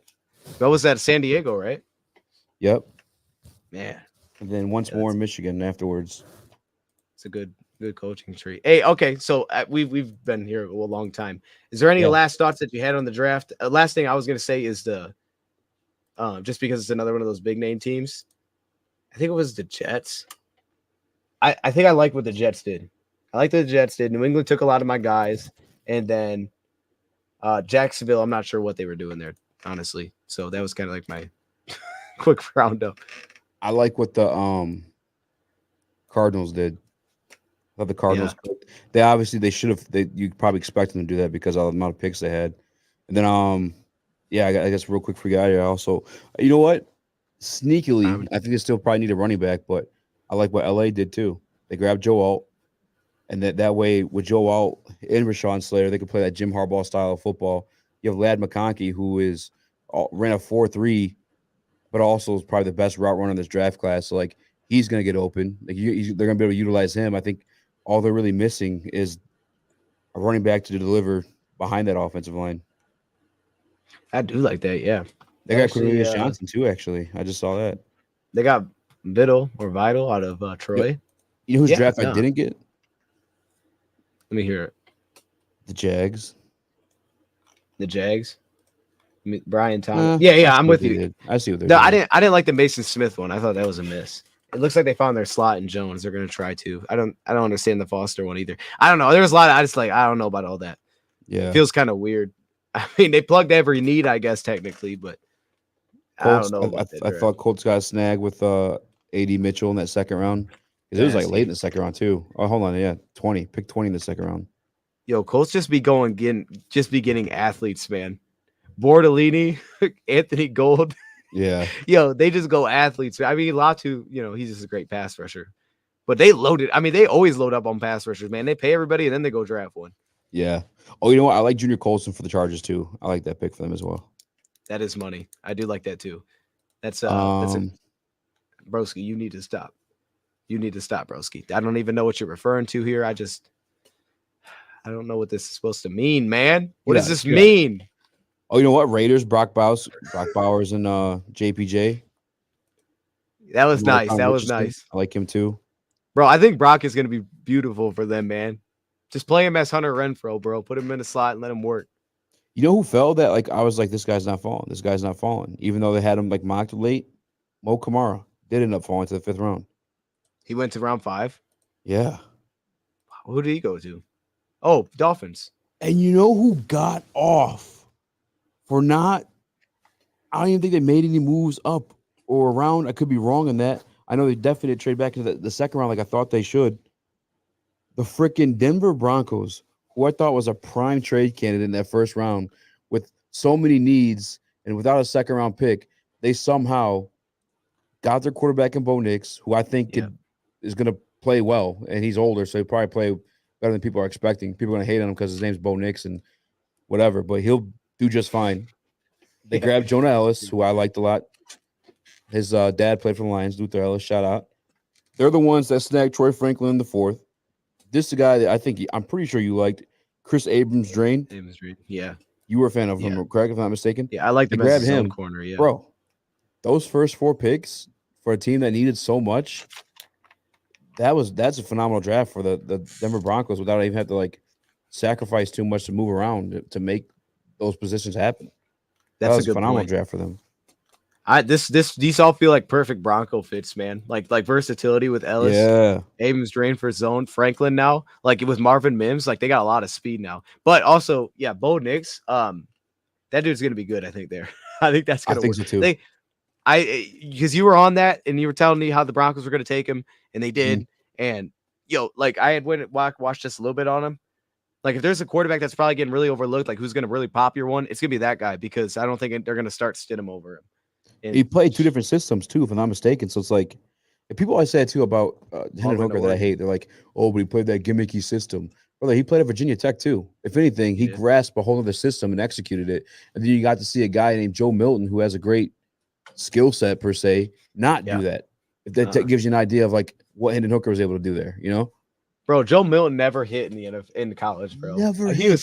He was so, bro, he had such an arm, bro, to just never hit. So everybody's like, oh, look at the Tennessee system. That's why Hendon Hooker was so good. Okay, what happened to Joe Milton? Bro, I feel like that kind of thought is like if you didn't watch the player, you would say it. Like that's something I would say if I didn't watch Hendon Hooker. Yeah, I'd just be like, yo, hey, did you see how weird that of it? Because it's like you have to watch the player and just look at what their traits are, man. Where's the accuracy on all 3 levels? What's the you can see the poise and all those things. The guy doesn't throw interceptions. I mean, if you watch him, he does not throw into traffic. He leads the ball away from defenders. He pulls it down. It's like he just doesn't throw the ball into traffic. He's just smart. That's a great trait. That has nothing to do with the offense. He has a wherewithal for the game. He's athletic. He could be dangerous. Cowboys, they had a good draft too. Guyton, Marshawn Nealon, Cooper Beebe. I don't know how you feel about Kalen Carson, but I know some people were kind of high on him. They ended up grabbing him too in like the 5th. But those first 3 picks for them, I think, were crucial with missing Smith now, and they lost. Who's that? They lost an edge that I really wanted us to get. They lost Armstrong. Yes, yeah. He was sneakily, quietly had 8 sacks, 3 years in a row or something like that. It was. Yeah. He was sneakily productive, and I don't know why people didn't talk about him. I didn't watch the film though, so I could be, maybe there's lucky sacks. I don't know. No, I mean he was like a pure like what they say, situational pass rusher, and he played everywhere. He's a big power guy. Yeah. No, here's what I would be mad if I was the Cowboys. I feel like they just replaced everything that they lost. Like they literally just took players to, like they took, they took Tyler Guyton. They had to. I guess they had to because they didn't do anything in free agency. It's like you took Nealon, and I'm not as. Nealon's he's a really good player. And Nealon honestly may have been the most consistent, just dominating my matchup, but he played in the max, so it's a little bit difficult. Yeah. But it feels like every draft pick was when they lost Armstrong, that's why I was like, okay, that kind of feels like, just go get Nealon. And let's go get Cooper Beebe. Let's go get a linebacker. Let's go get Kalen Carson. It was it feels like you guys are just replacing stuff here. I would be a little bit frustrated that they didn't do anything in free agency because this is I don't know. I don't think they got better at all. And I'm happy about it as Lions fan. I don't think they got better. Maybe long term, maybe. Taking a picture of my girl. I'm still here. I'm sorry. You know who I changed my tune on because of where he went? And I think we talked about this too. Fit's important. Michael Hall Jr. Getting next to Myles Garrett. I think he could, because he obviously flashed. He had a lot of hype going into last year's collegiate year. And they grabbed Zach Zinter in the 3rd round. Yeah, he was legit. Bro, no. So right before. This is crazy. Go ahead. I'm sorry. Dude, I don't want to hold you. So if you got a dip, man, dip. But right before the draft, I put a thing on the community because we were driving up to Soaring Eagle. I wasn't driving. So I was like, let me watch some more Michael Hall. Because maybe there's a surprise guy that'll shock us in round 1. I guess it was Arnold. And I'm like, Michael Hall is legit. Like he's undersized, kind of like to the Wingle thing. Yeah. But he's so smart in the interior and he gets after it. Like he's a great pass rusher. Yes, he's strong, bro. So when I saw that too, the Browns, here's what the Browns give me. It'll come back and they'll miss, but it feels like at the time they draft guys and I'm like, man, I like that. I like that. Like Jamari Thrash.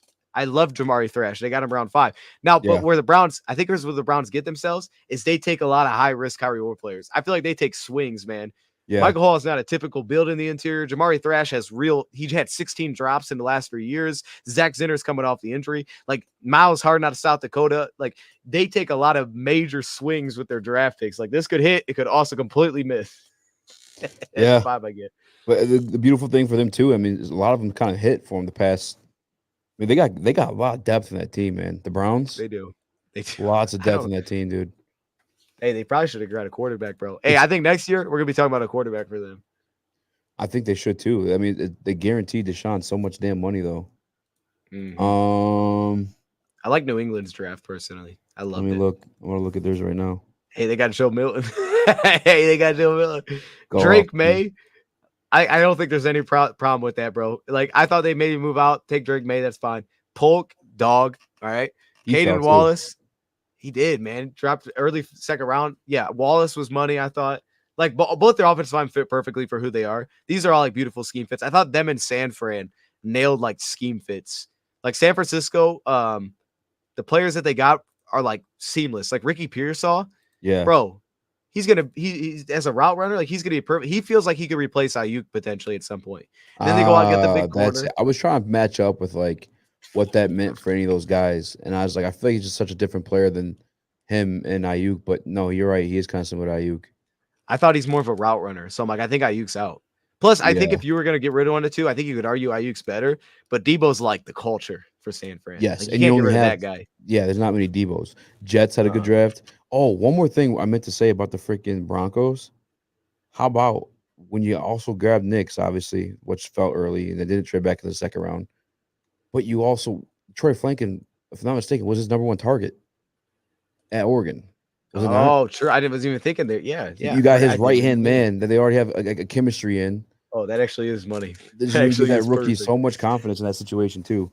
All right, real quick. That's actually perfect. I'm glad you said that. I didn't even recognize that. Nasty draft for them. If I'm a Broncos fan, like, you probably go from being so pissed off because of what you paid Russell Wilson. Well, they traded to get Sean Payton, didn't they? Did they give a first-round pick to acquire Sean Payton? I think they did, yeah. Craziest shit in the world. I was like, damn, I'd hate to be a Broncos fan. After that draft, really? You're way higher on Jonah Ellis, but I think Ellis fits there. I don't think he would fit everybody. Even as a rotational guy, he fits, though. Like, he's just a culture guy, too. Like, he's just going to give maximum effort. He has a bag. He's a plethora of pass rush moves. I like Jonah Ellis a lot. I just thought he was a little bit undersized. Definitely, yeah. Jets, Fashanu, one of my favorite receivers, especially with the new offensive rules. Malachi Corley, Braylon Allen, which I don't think they need to do. Actually, I'm gonna back off that one a little bit. Big back. Jordan Travis could have been sneaky good. All right, I lied about the Jets. I actually only like their first 2 picks in Jordan Travis. That's it.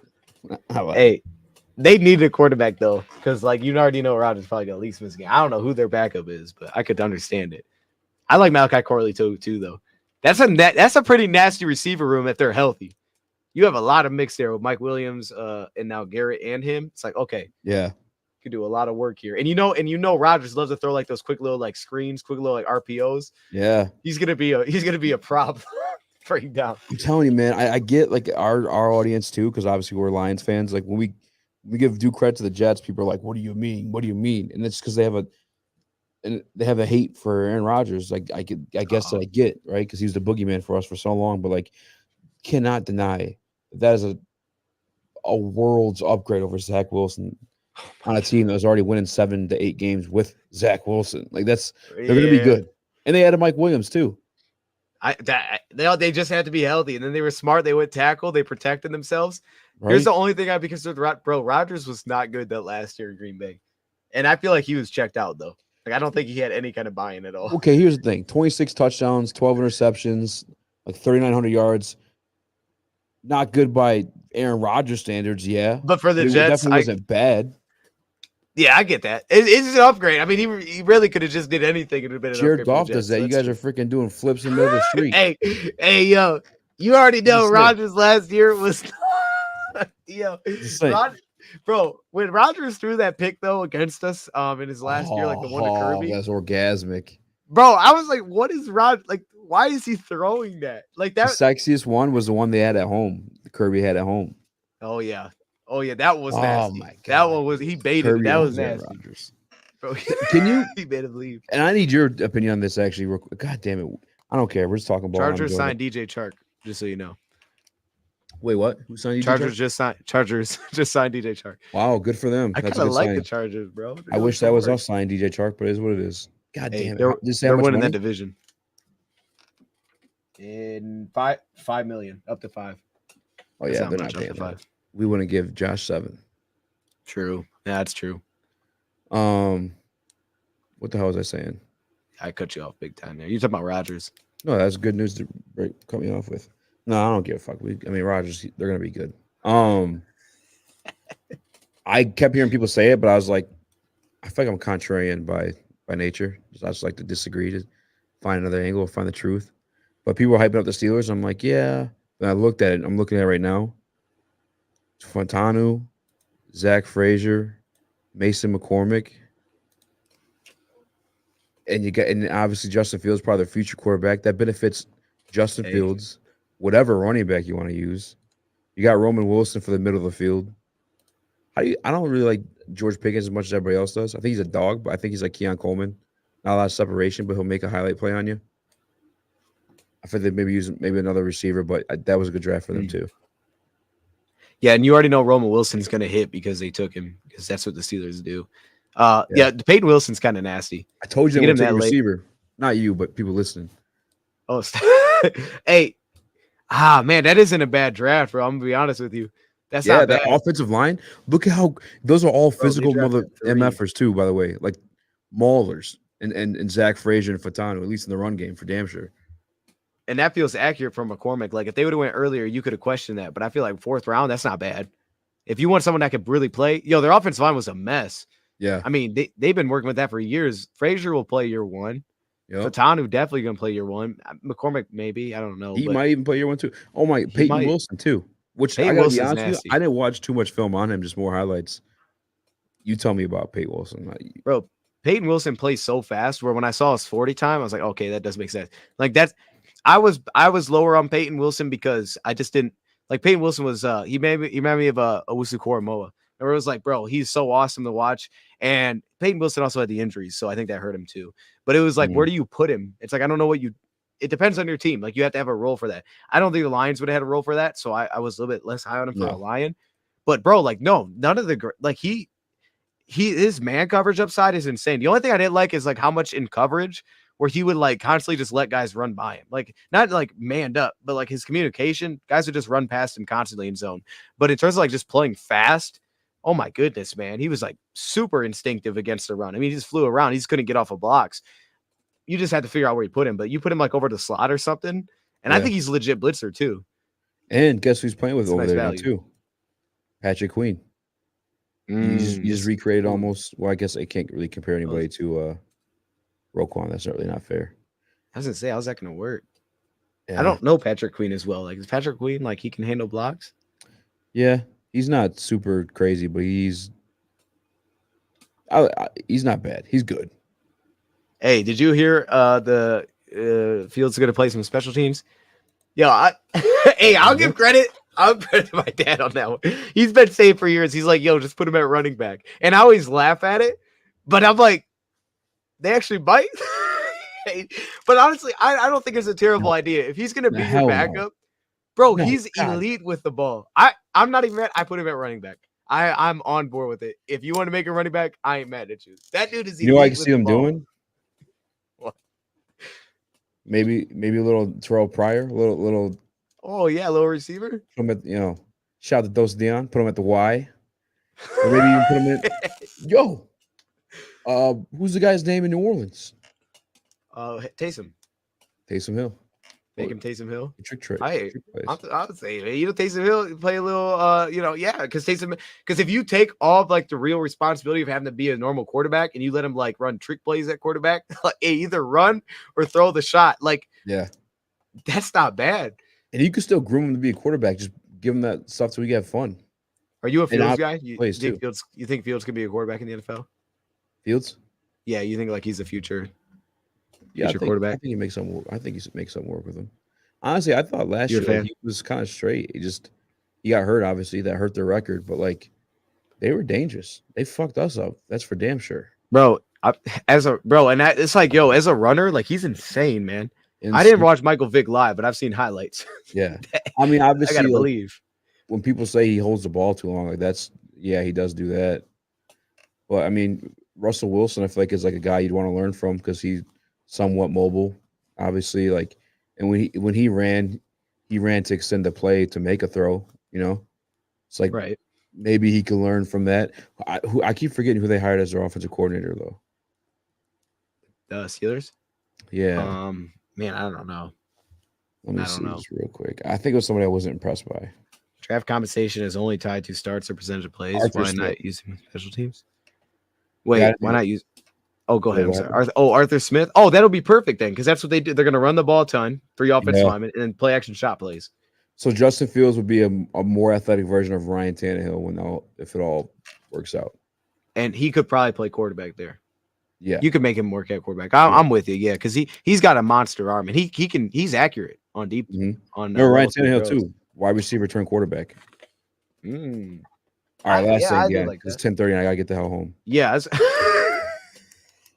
you said last thing? Okay, go ahead. Eagles.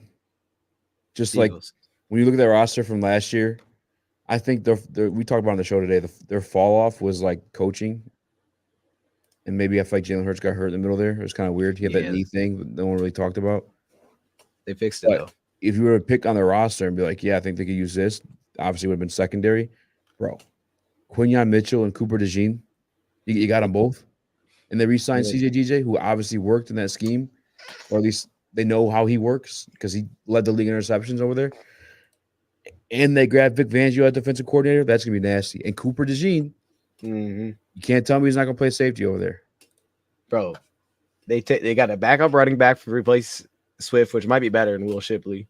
Jeremiah Trotter is going to be solid on the interior. I wasn't as high on Nia Smith, but they got legit dude. And then even Johnny Wilson, that's a team that he could make it work. You can make it work. Keegan's super smart. I love that draft. And to your point, when I heard today that Vic Fangio was their defense coordinator, I'm like, oh, Philly's back. Philly's going to be really good this year. Exactly. I didn't realize that. Dang, they're back. Because even if you think Nick Sirianni's incompetent, Vic Fangio can run a damn defense. Kellen Moore can run a damn offense. Bro, Cooper DeJean is built for a Vic Fangio defense. He's built for. He could stick at corner there. I think he could stick at corner with him. I really do. Hey, I do. I think that's a team he could stick at corner if he wants to. He might not because they're so loaded. But you're probably right.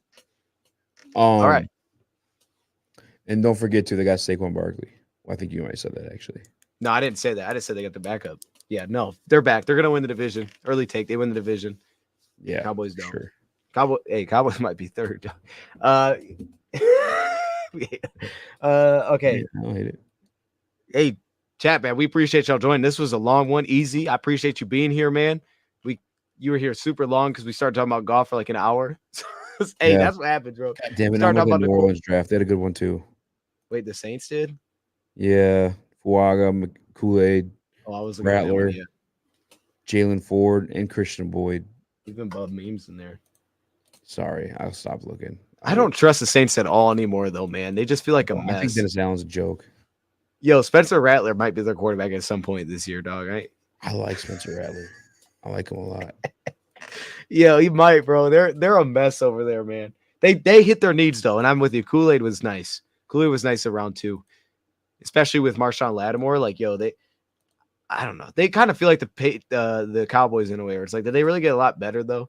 They needed Fuaga. Fuaga's gonna help them. Their offense is a mess, but did they do enough? That's the vibe I get when I look at that. I don't know. Man, I don't know. It's gonna be an exciting year. I think a lot of teams got a lot better. Which, some teams you laugh at them, but looking at this draft class, maybe it's because we watch so much more of. Because because we're actually breaking down these draft classes, and we there's guys we're actually high on. Maybe that's why we think this. And how about Tampa? You're talking about Tampa. I kind of like their draft too. They got Barton. Who else they get? They get another edge rusher too. They took Braswell. They came back and got McMillan in round 3 at the end of round 3, and then Bucky Irving. Like I kind of rocked with their draft. Jalen McMillan actually is huge for them. Fits in perfect. Know Mike Evans. Yeah, I like that actually. Jalen McMillan. I like theirs. Yeah, that's slick. All right, we should just got to do this again. Maybe just go by the rest of the teams or whatever. Maybe go back to our Tuesday things. I don't know. Yeah, I'm definitely down. I appreciate you joining, man, because we were doing this for a long time. So I appreciate you being here. Dude. Chat, thank you for being here. And then, we'll see y'all again soon. Stay tuned. My mahogany video is the next one up. So, hell yeah. I got to get you on the heavyweights soon, too. Yeah, let me know. I'll be there. You know what? Maybe I'll have you come on to talk mahogany. There you go. Or whoever you want to talk about. Okay. I like it. All right, I'm going to click the end of stream. Maybe try